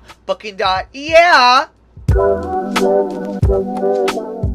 It all starts with a swipe. Thank you, Tinder, for sponsoring today's episode. In a recent study, it has been proven that people find having a hobby sexy, okay? And on Tinder, you can list your hobbies, like the hobbies you enjoy doing on your profile, which is crucial to finding a romantic or platonic partner. Some hobbies I enjoy doing are complaining, going on my phone and doom scrolling, cooking. I love cooking. I love working out. I love watching TV. So if I could find someone that loves going on their phone in silence with me, that would be ideal for me. And honestly, I think you can make anything out to be a hobby. It's just, I feel like the definition of a hobby is just something you like to do. Your bio on Tinder is like prime real estate. So instead of just like listing out hobbies, you can make them like part of your profile. It's sometimes hard to like start a conversation on a dating app, but what is so great about Tinder is that they give you so many of these prompts and like places for you to put in things that are interesting to you and about you, that it prompts conversation with whoever you're talking to. Tinder is the perfect place to show off who you are through interest. It's not about looks, but it's about what you vibe with and what you are interested in, and if somebody else is also interested in that. Explore all the possibilities for yourself. Tinder, it starts with a swipe. Download the app today, and thank you, Tinder, for sponsoring today's episode. If somebody's doing the silent treatment to you, choosing whether or not you're going to be compassionate and try to comfort them, some people you may. Right. Choosing that, okay, I see who this person is, and I now know to have kind of good boundaries because this is what this person does. Right. And so that's how you understand, how do I want to respond to this situation? Well, you just ask yourself, well, what's worth my time and energy? Because my responsibility is actually to myself. Right. Isn't that kind of cool? That is cool. Yeah. And this goes to dating too, by the way. So we talked about how you would really like to be in a relationship. And so the two things that I want you to do is, number one, to really like think about the more that you actively try to program in that this is going to happen. I'm a fucking catch. I'm funny as hell. I'm super kind. I got stuff I'm working through, but I'm capable of working through it. And the right person actually creates an environment where I feel safe to do so, right? And so kind of reminding yourself of that instead of the opposite that you've been doing, which is I'm short and nobody's going to love me and I have big tits and and I don't look like this and I don't have that and which is its own thing, which then does not actually help you attract what you want, because like attracts like. And if you are looking for somebody that makes you feel safe and makes you laugh and that you just feel like you can be you with, then that's what you are going to attract in your life. And by attract, I mean your radar is up. And not gaydar, I mean radar for what is attractive and what is not attractive to me. And so in dating, here's how I want you to think about this. People's behavior tells you the truth about where you stand and what their priorities are. Right. And the danger that we all get into is, and all the situationship shit, is that we refuse to see somebody's behavior, especially in the fool around stage where it's super casual and you're just protecting yourself from venereal disease and having fun. Yeah. With the lights off, of course, right? Of course, Because we're going to work on the body image stuff, yes. right? That you get yourself in danger because instead of living in the reality and letting them reveal whether or not they like you and how they treat you and whether or not you're a priority, you live up here in your head and you create a fantasy about what's going on. Yeah. See, I think people's behavior is very black and white. What do you mean? Well, I mean, if somebody wants to see you, you'll know it. Right. If you're a priority, you'll know it. If all they do is text you, but you don't make plans, it means they don't like you. They're bored. There's no confusing behavior. Right. You confuse yourself because you go up here and go, well, maybe it means this, maybe they're busy, blah, blah, blah, blah, blah, blah, blah, blah. And the only thing that's confusing about dating is how we confuse ourselves. Right. Because we will not let people show us that they're not interested. Yeah. Let them show you they're not interested. Let them text you when they're bored and never ask to see you. Let them lead you on and never follow up. Because now they're showing you where you stand. And then you go to the let me part, this is where the boundary is, and go, is this attractive to me? Right. Let me go back to my little manifesting. Okay, this was not what it was supposed to look like, so this is a no. Right. And the more you say no to the wrong stuff, the faster the right person walks in. And see, I think because you don't like how you look, Yeah. what you're processing. I can feel like the octopus going like this. It's because, like, when I pick someone, I'm like, okay, like, that is, like, I was thinking about this. I was honestly thinking about this guy I was talking to. Okay. And I thought he didn't respond to me, but it turns out I didn't respond to him. So I reached out the other day, and we were talking. Mm-hmm. And he was being lovely, and we were having a great conversation, and he was on a plane somewhere, and he said he was going to watch this movie. And he was like, and then I was like, I'll watch it too. And then so I've been trying to watch it, and then I was like, I'm going to text him when I finish the movie. But then I was like, should he have should I text him like that I finished the movie, or should I let him text me that he finished the movie? Or, like, does he not care? Like, that's what I was thinking about. Great. Super relatable. So here's the thing. Why were you questioning whether or not you should text him? What are you managing? I was questioning. Well, I didn't finish the movie yet. So there's that. There's that. But I was questioning, like, why didn't he text me that he finished the movie? Because I know he finished the movie because he was on a plane. How do you not finish a movie on a plane? You know what I mean? Let him. Okay. Let him. See, what we do in dating is we invent all these rules because we're trying to manage what they think of us. Yeah. What if you just let them think what they think and you gave yourself permission, let me just like text when I want to text. And if I'm too much for that person, then they're not my person. Okay. How is somebody that's meant to be with you supposed to find you if you're busy trying to fit yourself into places you don't belong? They won't find me. Correct. So learning that you're not on this planet to be somebody's husband. You're not on this planet to find the one. Right. You're on the planet to like get the most out of your life that you can and build this beautiful life. And then somebody gets to share it with you when you figure out like what makes you feel good. Yeah. And so thinking about it from a standpoint of meeting people isn't about getting to anything. Meeting people and being in relationships is an opportunity to learn more about yourself. Yeah. And the breakthroughs that I want for you are for you to actually have relationships where you can be naked in daylight, where you can really feel, where you can be comfortable with yourself and feel like yourself, and where somebody loves everything about you and it helps you love you more. Mm-hmm. Like that's what I want for you. Yeah. And, you know, instead we chase all this stuff out here that's on the surface when really a meaningful relationship is about all the stuff you don't actually see. Yeah. And so for you, using the let them theory, it's going to help you because I don't like learning how to not play games and giving yourself the permission to just show up. Mm-hmm. If you want to text, fucking text.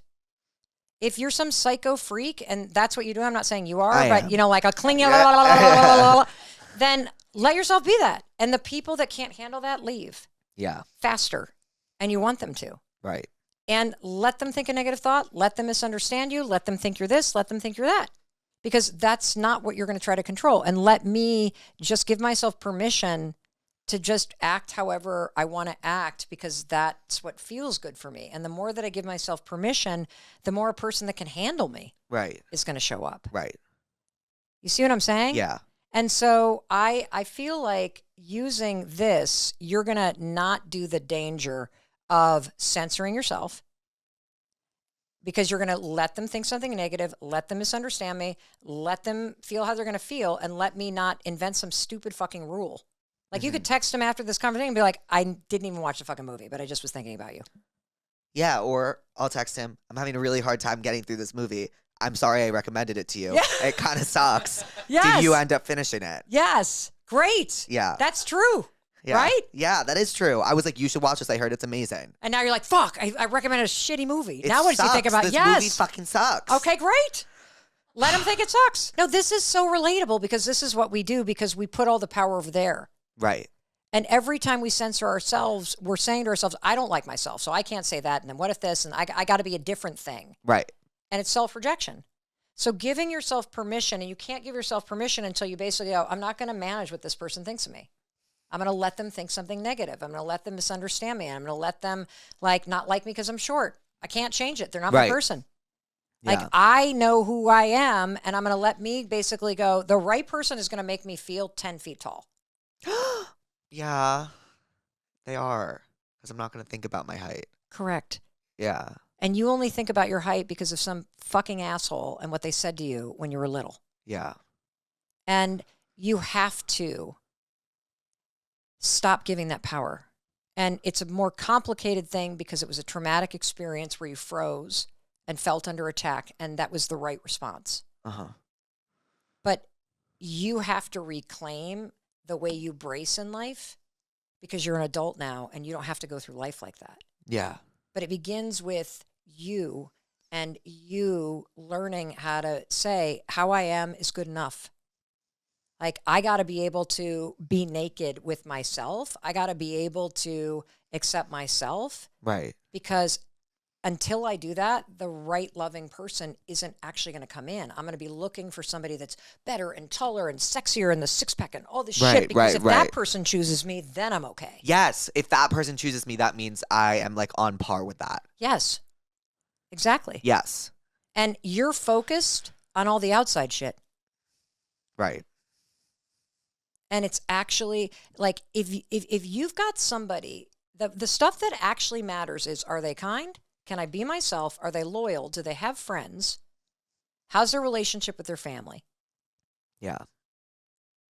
If you got that shit, can I laugh? If you got that stuff, you've won the lottery with a person. Right. I'll tell you, the abs go away, the hairline recedes. Seriously. No, yeah. And so you're focused on the things that you think are deficits in you. Mm-hmm. And you're missing the actual fucking gold mine that you are. Oh, thanks. No, I mean it. Yeah. I mean it. And so let them ghost you. Let them lead you on. Let them, do what they're going to do, because you're not in it to find the one. You're in it to actually learn how to love yourself. Right. And then the right person shows up. And stop, chasing the potential of something because it looks good on Instagram. Yeah. You got to focus on what feels good for you. I feel like that is so true to me. I'm always wondering how I'm going to look with another person and how they, what I'm going to be like with them, on Instagram, just transparently. And, yeah, I do think that all the time. Well, you might actually need somebody who's not on Instagram. Whoa. I'm being honest. Are you proud of me? I'm just wanting to say preach over and over. Yeah, That's what that is. And so, I think that you should have fun. You should date tons of people and you should let them think what they're going to think. And you should really experiment with, I'm in my let me era. I'm in my let me era. I'm just going to let me be me. And I got to work on really just, okay, I'm short. I'm fucking hilarious. I'm building a big business. I have millions of fans. And I'm working on learning how to allow happiness in. I am not going to let those motherfuckers that bullied me when I was little actually dictate the way it feels to be an adult. Because the first step of actually changing your life is admitting how you're doing it no longer works for you. And it doesn't make you happy anymore. You protected yourself the best you could. And it's also fueled all this comedy, but you can learn how to be wildly entertaining and actually look in the mirror and be like, that's my fucking guy. Yeah. And I want that for you. Whoa. What are you getting from this? That there are certain things I need to do. I need to actually practice in order to feel better about myself and how I live life. Yeah. I can't just be complacent in how I feel all the time. Yeah. And here's why. That your brain is always watching. Right. what you're doing. So if you actually want to be in better shape and you're not working out the way you need to, your brain is just going, oh, well, he's not taking care of himself. Yeah. But if you force yourself to start doing different types of workouts, because are you capable of losing weight if you want to lose weight? Yes. Are you capable of like having muscles or a six pack if you wanted to? Yes. Okay, great. So then you have to actually ask yourself, do you want those things? Yeah. Like, is it like, yeah, or is it like, fuck yeah? Yeah, fuck yeah, I really want Okay, well, then muscles. prove it. Yeah. Then prove it. Yeah. Because every day that you wake up and you're like, this is actually on the list, I carve out time for this. I've hired a trainer because if you're like me, you're a lazy ass. I'm so lazy. Oh my God, you need somebody screaming at you. Yeah. Like, so do it. And so prove it. And when you start to show up every day, like there's so many people that watch you that want to be making money online, Right. but they don't post. Yeah. And you want to know why they don't? Why? Because they think their fucking Instagram is for their college friends. Right. Your Instagram is for your business. Your Instagram is for your self-expression. If Susie Q from your sorority does not fucking like it, fuck her. Right. Let her unfollow you. Let her gossip to all your former sorority sisters because you know that you're changing your Instagram strategy because if all these people are making money, you're capable of making money too. Right. But first you got to get over your massive insecurity about what other people think. And the way you do it is a let them theory. Let them think negative things about you. And let me go build that goddamn business. I think that's actually what I did. Yes. In terms of like, I remember like my senior year, I just started posting, but I just didn't care because I thought it was funny. As long as I was making someone laugh, like I didn't really care. And then it ended up luckily becoming a business. Yes. So here's what I want you to do now that you're a business person. Make the thing that you do your job. Do not make it your identity. That's hard because my job is me. Yes, but making content and being funny and going on tour and having these conversations and being self-deprecating is your job. Mm-hmm. What you do when you're not on camera and how you treat yourself and how you talk to yourself and whether or not you go to the gym and whether or not you're naked with, your lover and you're in broad daylight, that's who you are. Right. Does that make sense? Yes. And when you think about it like a job, this is what I fucking do. This is not who I am. Yeah. You can have a personal brand that you know that this is what I do out here, but I'm actually working on boundaries with myself because I will not be successful if all I do is tear myself down in public and in private. Yeah. In private, I got to fucking build myself up. Mm-hmm. I just have to speak nicer to myself. That, and you have to take the actions that actually prove to you that you are taking care of yourself. So I would say exercising, especially if you're lazy and you need a trainer, fucking get one. Yeah. I think that what's interesting about life is that the success is not in doing it perfectly. Mm-hmm. Success is the person who actually gets back to it after they haven't done it for a while. Right. That's it. Yeah. That's it. And I did do that this week. Great. Yeah. Okay, so high five. Yeah. Like literally. Like the other thing is that you're also, here's another trick. Since your brain is always looking for what's wrong, Mm-hmm. you'll forget that you did 100 things correctly today. Oh, yes. Right? But then you'll laser focus on the one thing you didn't do. Mm-hmm. It is a superpower to train yourself literally at the end of the day to go, well, what went well today? And if you can't do that, Lulu, please ask him. So tell me one thing that went well today. I worked out. Fuck yeah. Okay. Because that's what somebody does if they actually care about themselves. Right. Yeah. I worked out. Great. All you need is one. Yeah. Like if you literally only ate 75 French fries instead of 76, we're winning. Right. And so ending the day is another way and just saying what actually went well. Like name one thing that went well today. I met you. I met you. Oh, Matt, my tour manager, is here. I'm really, really happy he's here. Great. And I got to see him, and I love seeing him. Great. So a lot of great things went well. Yeah. Great. And so another thing you can do, and this is for the person listening too, if you really struggle with like supporting yourself, if you did support yourself, what would a day in the life look like that's not utopia? Like what are the things that you would do if you were actually happy and you were proud of yourself that you're not currently doing? Oh, I can give you an exercise. Do you have an answer? No, I don't. So, okay. Yeah. Okay, you ready? So this is, I'm going to call out my daughter Sawyer. And when COVID hit, was it COVID? This is the exercise where we drew a line. It was in Rhode Island, drew a line down the center. High school or Boston? Okay, so she graduates from college. Uh-huh. And the 20s are the worst decade of your life. There, I said it. Really? Oh, the worst. I thought they were supposed to be like the best though. Well, that's why it's the worst, because you guys have been gaslit into thinking it's the best. Yeah. No, the 20s are the worst, and I'll tell you why. From 0 to 20, your entire life had structure to it. Yes. Where you knew exactly what was going to happen next. You were going to go to first, second grade, third, fourth, fifth, all the way to college, and people go to college, and you go to freshman, sophomore. You had celebrated the same milestones as everybody else. Yeah. So you could locate yourself in a big group of people. Yeah. You knew who was ahead, who was behind. We were all kind of in a pack. Plus, you were with people your age all the time. Yeah, all the time. All the time. And you Yeah. were all celebrating birthdays. You had the same milestones of graduation or prom or rush or whatever it may be, right? Mm-hmm. And then all of a sudden, the 20s happen, and something that I call the great scattering hits. No one sees it coming. Mm-hmm. And all of the structure and foundation that you didn't realize was something that gave you a sense of confidence and a sense of what's coming next and kept you in touch with your peers evaporates.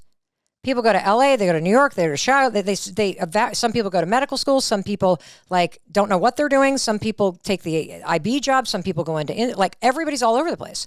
And the only thing that's holding your friend group together is a text chain that gets quieter and quieter and quieter.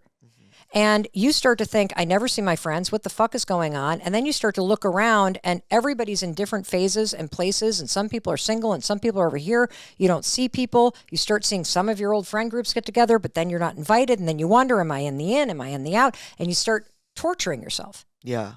And the reason why this happens is because of this great scattering. And the other big thing that happens is friendship goes from a group sport where everybody's together. If you are living with a bunch of people, everybody's always invited. Yeah. If you're on a team, everybody's invited. Right. If you're in whatever Kappa house or whatever, everybody's invited. So you start to expect friendship to happen. Then the 20s hit, and it all of a sudden becomes an individual sport. And that's when people start to grip and cling, and they wonder the frenemies and the breakups and all this shit. And it's because the rules of friendship have changed and because everybody has scattered and the actual structure that gave you a sense of knowing where you were disappears. Yeah. And so the way you use the let them theory with this is you got to let friends come in and out of your life. You got to be more flexible. You've got to let me take a proactive approach. If I want to see somebody, I need to make the effort. I can't sit back and be like, they never invite me anywhere. Well, when have you invited them somewhere? And the other thing I want to teach you is this, because I think it's really important to understand in your 20s. There are 3 pillars to adult friendship. Mm-hmm. One is proximity. Yes. Yes. If somebody is in front of your face, you spend more time together. Mm-hmm. There's actual research that says that you need like 78 hours to be a friend with somebody. Mm-hmm. And in order to be a close friend, you need 200 hours together. Okay. If you think about your childhood or think about college, you're freaking living with your friends. Yeah. You see them all the time. You're in Right. class together. So the conditions for proximity and spending lots of time are there. You never see your friends when you hit your 20s. Yeah. Because everyone's all over the freaking place doing everything. Right. And so it's natural, since you're not in front of each other, to feel the friendships start to fade or strain. And then you say, let me remind myself that just because I don't talk to that person anymore doesn't mean I'm against them. Yes. We're still friends. Right. We're still friends. Like I can be super flexible with people. Yeah. Now, if somebody is immature or toxic or whatever, then okay, let them be that way. I get to choose whether or not I'm going to invest in this friendship or not. Mm-hmm. But when you take a more flexible approach and when you understand it's about proximity, it's about timing, it's about energy. Before you break up with a friend or you have some big, super weird like blow up, ask yourself, did any of these 3 pillars change? Because if the timing or the proximity or the energy is shifted, then the friendship is going to shift. And that's normal. Yeah. It's supposed to. Yeah. It means you're kind of growing in new directions. And the cool thing about being flexible and not being that clingy asshole that's always looking for the invite is that when you let people come in and out of your life, they almost always come back. Right. Isn't Always. that cool? Yeah, they always do. Yeah. And when you let people live their lives, your life gets better. When you let people be who they are and who they're not, your relationships get better. Right. And when you let yourself be who you are, everything gets better. Yeah. Yeah. You have so much more power than you think. Ugh. So this exercise is so good. So she did it after she graduated from college. Okay. She was so depressed, no purpose. My friends are all gone. I have no life. I hate my fucking body. I'm so fat. I'm out of shape. Blah, blah, blah, blah, blah, blah. So I'm like, okay, take out a piece of paper. Yeah. Draw a line down the center. And I want you to imagine a moment in your life when you were actually the happiest you've been. And you might not have been happy, but when's the moment that you were the happiest? Can I do the exercise Yeah. now? Okay. Can I just like name a time? Yeah, sure. Okay. I was really, really, really happy when I woke up. I went on tour in the fall. I'd never done it before. And I didn't think people were going to buy tickets on the pre-sale. It's so materialistic, but I really didn't. And I got a text that it all sold out. And I wasn't expecting it. And I was really happy. Okay. And what was your day-to-day life like? I was having a lot of fun. It was during summer, and I was just living my life. Okay, but like, tell me more. Like, what time would you get up? Like, who were you hanging out with? Like, were you exercising? I was exercising, but I was traveling. Okay. A lot. Okay, you were And traveling. I was working. I was going to a lot of events. I was working the whole summer. I was showing up to places. I was really putting myself out there. Okay, great. Yeah.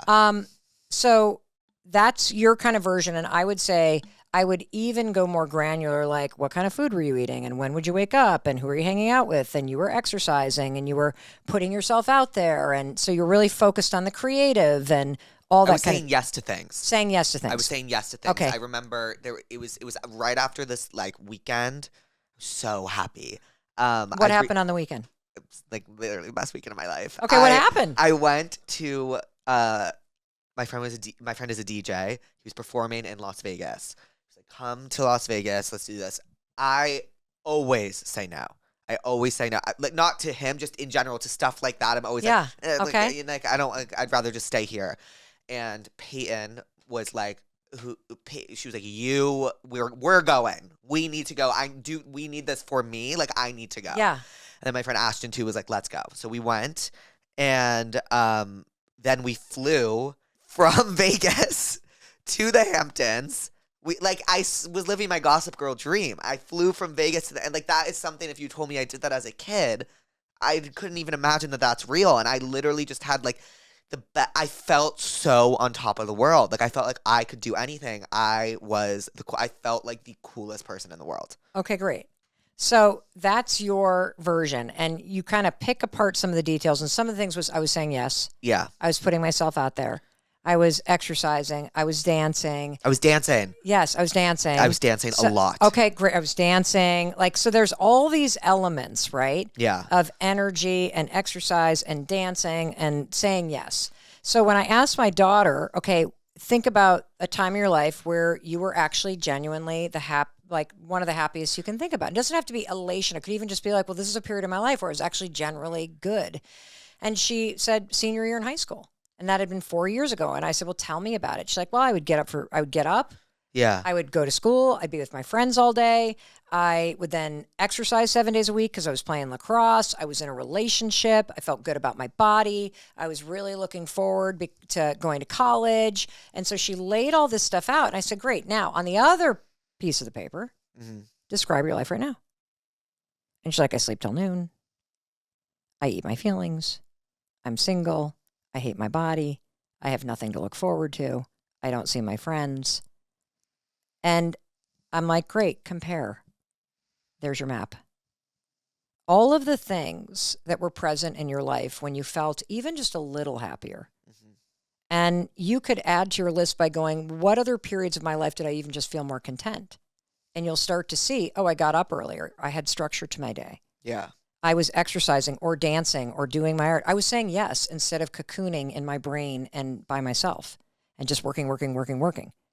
And that's your map. you actually know what it feels like. To know what to do to be happy. Correct. Yeah. Your own life gives you the answers.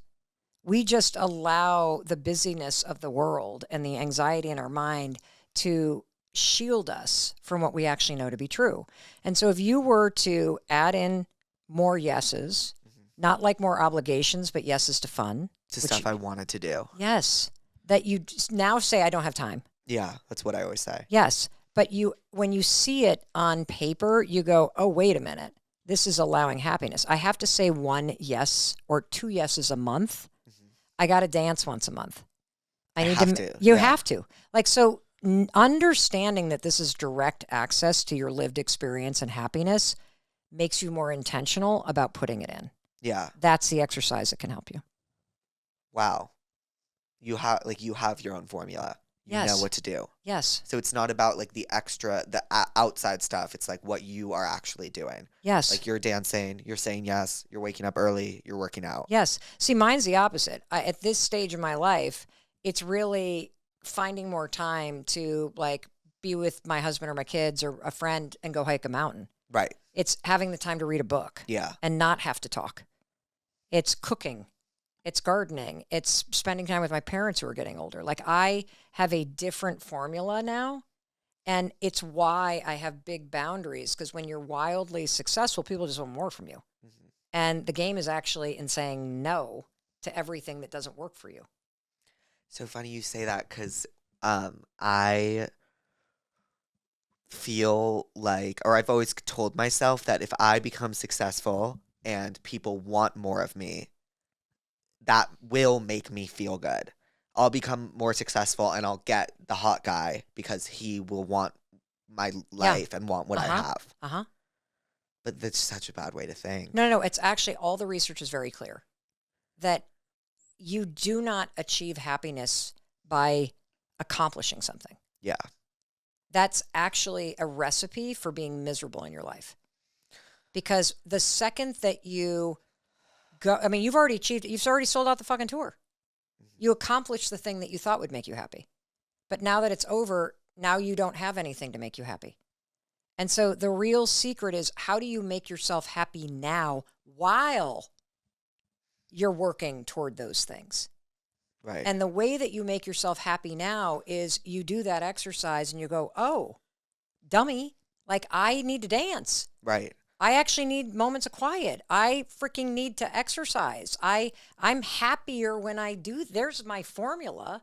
And if I do that now, I'll actually be happy while I'm working on these big goals. And if I'm happier now, I'll be even better at working on this shit instead of being miserable and trashing myself and slogging through the day, hoping that I'll be happier then. Fuck that. Period. You ready for the tell me what's wrongs? Yes. I'm currently in art school, and there's so many personal projects I want to do to add to my portfolio so I can actually get a job. Every week, I tell myself that I'm going to work on my projects, but I always end up getting sidetracked and doing something else like decorating my room, meaningless chores, etc. It makes me feel awful, but it's not like I'm not motivated to do them. I just put it last in my priorities. Do you have advice for that? My advice would be to just like force yourself to do it one day. And then like that starts a pattern. It's kind of like what I did with working out. It's like I always put it last in my priorities. And once you just like force yourself to go, like you end up, it becomes natural. Like I used to smoke a lot of weed. Every single day I would smoke weed, like morning to the night. And then I quit, and then I really missed it the first week. Second week, I missed it a little less. Third week, I missed it. Now I don't even really think about it. So, like, when this person, the same goes for starting a project. So, like, you start it the first week, it might be hard to, like, keep yourself on doing it. Second week is a little less hard, and then it just becomes second nature. Yes. So, there's 2 tools you can use to push yourself to start. One is something I created called the 5-second rule. So when it's time to go work on that project and you feel like cleaning your room, you're going to count backwards. 5, 4, 3, 2, 1, move. Yes, and the count I love backwards that. Yes. pushes you through the bullshit, and it tips the first domino. And once you go 5, 4, 3, 2, 1, and you've started counting, it actually switches from this part of your brain that's going to make you clean to this part of the brain that's like, go. Right. So that's one thing you can do. The second thing that you can do is this comes from this researcher, psychiatrist dude named Dr. K. He has this big channel on YouTube called The Healthy Gamer. Uh-huh. Way into video gaming addiction. So if you avoid it, here's what you need to say. I know that this is hard and I don't want to do it, but I'm doing it anyway. Right. Acknowledging that you don't want to do it, believe it or not, actually removes the resistance. Really? Yes. Okay. Yes. Because we wrestle in our brains instead of going, I get it. I don't want to do it. I'm still fucking doing it. And then the final thing I would say about this is don't look for a big block of time. I have this practice called the Hot 15. And it is find 15 minutes. And I typically do it first thing in the morning to just inch the ball down the field. That's it. If you can do 15 minutes once a week, you'll get the thing done over the semester. Right. Yeah. Just 15 minutes. That's it. And then you might even want to spend more time doing it. Correct. All right. Yeah. There we go. There we go. What? A prescription? That. That. Yeah, we don't want to give you anything else to do. Yes. Just fucking do what you need to do. Yes. I recently have found out that my boyfriend's family is very wealthy. It all hit me when plans started to form for our vacation that we are going on next week. What's wrong? I'm a small town girl and I feel worried I'm not going to fit in with their vibe. How do I cosplay? You don't. Right. Let them think what they're going to think. Let them have their opinions. Let them be uber wealthy. And then let me trust that if the person has chosen me, that's all that matters. Right. I do have a prescription for this. Get it. Crazy Rich Asians. Oh, yes. Yeah. That is fucking right there. Right. Yes. Right on the money, right? Yes. Because you're actually dating him, not his parents. Right. And like if they're not going to think of you in a certain regard because of your wealth, then why would you even want to be with them? And even more important, don't watch them, watch him. How he treats you when you show up as you is what actually matters. Yes. Let him reveal who he is and how he treats you when he's with your family. Right. It's like how a Data. guy treats you in front of his friends. Mm-hmm. Yeah. Exactly. I ghosted my best friend of 10 years. We live a few hours away from each other now, and she basically randomly called me one day just judging my entire life and made me feel like shit. It was completely out of nowhere. It's been 2 years, and I still don't know if ghosting her was the right move. I think you know it wasn't the right move, which is why you're writing to us for advice, and that's okay. Yeah. And so recognizing that you didn't handle that well it takes a lot of courage. And your friend did not handle her emotions well because she let it sit for 2 years and then vomited on you. Mm-hmm. You have to ask yourself this because you're going to go let them be emotionally immature. Let me be emotionally immature. Right. Like give myself some grace. Ask yourself, is this a relationship that you really do want to repair? Because the fact that she called you, it comes from hurt. She actually misses you. Right. And doesn't understand why you left. It is so painful when somebody walks out of your life without explanation. Yeah. Because you don't know what you did wrong. Yeah. And so you have to ask yourself, is this something that A, you want to repair, and B, you're going to regret ghosting this person? Do you just need to clean it up? And you could do that with a letter. You could do that with a voice memo. You could write an email and say, I've been thinking a lot about what you said. And while it was painful to hear, like you had the right to say it. I would love to talk to you in person and actually clean up the mess that I made. And then let them respond. But you get to choose what you're going to do next. What's the prescription? I don't know what to tell them. That it's never too late to clean up something. Yeah. It's still on the floor. Oh. You know? Ooh. Clip that. It's true. Just because you don't clean it up doesn't mean it's going to magically disappear. Yes, it doesn't. I dated a girl for 3 years with a super unique name. We broke up a year ago, and I think this girl in my philosophy class is really cute. She happens to have the same exact name as my ex. I can't tell if the name thing is part of my crush on her or if I actually really like her. Am I psychologically fucked? Let me know. Oh, well, I think you're actually psychologically in a good place because you're not going to slip and say your ex's name and be in trouble. Right. So true. Yes. So maybe just go for it. Go for it, for sure. I just found out my boyfriend went to the strip club last night with his frat brothers. Do I go total apeshit or try to be cool? He also will never take me out to a nice dinner, so I don't know where he's getting the money. Okay, 2 different issues. Mhm. Did he lie to you about going to the strip club? Because he's allowed to do what he does with his friends. Right, That's not the issue. The issue is whether or not he hid it from you. right. It sounds like he told her. No, it doesn't sound like he lied to her. It's Like, are you worried that he fucked somebody at the strip club? Like he's allowed to go to a legal establishment as an adult with his friends. Let him. right. You don't and- think that's cheating and at all? Cheating? Yeah. To go to a strip club? No, you're right. I'm just asking. No. Yeah. No, absolutely not. I think the problem is if somebody lies about it or is shady about it, or if you're with somebody that's doing coke and might be screwing somebody in the back room at the strip club. Right. That's a different issue. This is something that somebody is allowed to do. It Yes. is legal. The issue, that's your issue, not his. Right. So that's number one. The second one was, what was the second question? That he never spends his money on her. Essentially, Okay. is what she's saying. She's like, how does he spend this money on the strip club but not on me? Well, she is actually collapsing the 2 issues. Okay. So she's judging him for doing something that makes her feel insecure. Right. You got to let him live his life, and you got to deal with your own insecurity. And now you're trying to punish him and say, oh, you're going to spend it on that I don't approve of and not spend it on me. Right.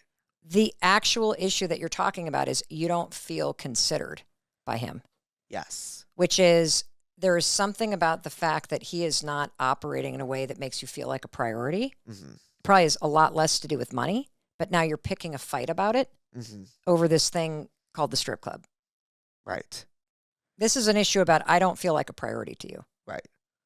So focus on that, Yes. not the Like, strip club. yeah, because what I used to do when I was like out of control and a walking red flag is I would find one thing like the strip club and I would blow that up into a gigantic thing when the real issue is I just don't feel like I'm a priority. Right.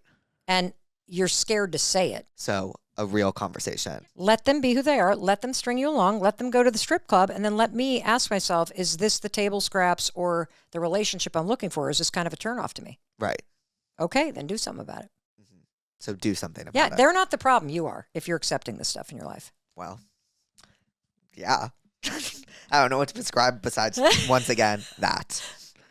My sister is really pretty, and everyone is always telling me that she is super hot. How do I not compare myself to her? This is my daughter's. No, seriously. I watched in heartbreak as my oldest daughter would obsess over how she thought her younger sister was prettier, had perfect pitch, had a better body. All the guys flocked to her, has perfect fashion. The other thing that like really pissed her off is that her sister could borrow her clothes because she was skinnier, but she couldn't borrow her sister's clothes. Like fucking infuriating, right? Right. And so, Oh, I'd freak out. yes. Yeah. So here's the thing. We tend to engage in something called upward comparison, Okay. which is you look around and see all the people that look shinier and better, and then you compare yourself to them. Mm-hmm. We don't engage in downward comparison. Mm-hmm. Like if you're obsessed with everybody who's skinnier than you, that's all you see because the filter in your brain is the For You page. Right. You don't ever look around and go, wait a minute, I'm actually skinnier than 90% of the people at this bar. Right. And if you're going to compare up, you better fucking compare down Mm-hmm. and actually look at reality. And you also have to start to learn that other people's wins are not your losses. And comparing yourself to somebody else's fixed attributes, like there's absolutely nothing you can do to change your height. You can't change your family. You can't change your history. You can't change your complexion. You can't change the country you were born into. You can't change the past. Obsessing over the fact that somebody has a trust fund and you don't doesn't give you a trust fund. It makes you miserable. Mm-hmm. Everything can be changed through effort and time and attitude. Everything. But the more that you stare at your sister and tell yourself that she's beautiful and you got fucked and life isn't fair and everybody flocks to her and buys her drinks while you stand there like a fucking loser next to her, then the less you're actually going to see the gifts that you have and take advantage of them. That was a perfect question for you, though. Mm-hmm. Because I heard you talk about that. And Yeah. Yeah. See, comparing yourself to other people is normal. Mm-hmm. Comparison isn't the problem. It's what you do with it that matters. And so if you use comparison to torture yourself like you do over height, right? That is just a habit of bashing yourself. My daughter did the same thing about her metabolism and her sisters and, her body versus her sisters and blah, blah, blah, blah, blah, blah, blah, blah. That is a form of self-torture. At some point, you got to go, life isn't fair. They got the genes. I did not. And I got to look at the cards that I've been dealt. I got to figure out how to play the fucking hand that I have. And I'm not going to become better at life or be a great card player if all I do is trash myself for the cards that I'm holding. Right. Now, this is where comparison gets interesting. Because you're going to compare yourself to other people, as long as it's not something that's fixed, like height or your history, or maybe you hate the fact that your parents got divorced and your friend has the perfect family, or whatever the fuck it is. As long as it's not something like that, comparison is like the coolest thing in the world because other people are never playing against you. What do you mean? I mean, other people are not playing against you. They're playing with you in life. Right. See, you can learn how to play the cards in your hand from other people. Right. You can be a better player in life by learning from other people. Absolutely 99% of the things. Oh, What'd you just what get? you mean? You're not playing against someone in a card game. Like you can share cards and look at their. Yes. Yeah. Yes. So 99% of the things that you want in life, you can actually create through effort and attitude and time. Right. And other people will never block your way.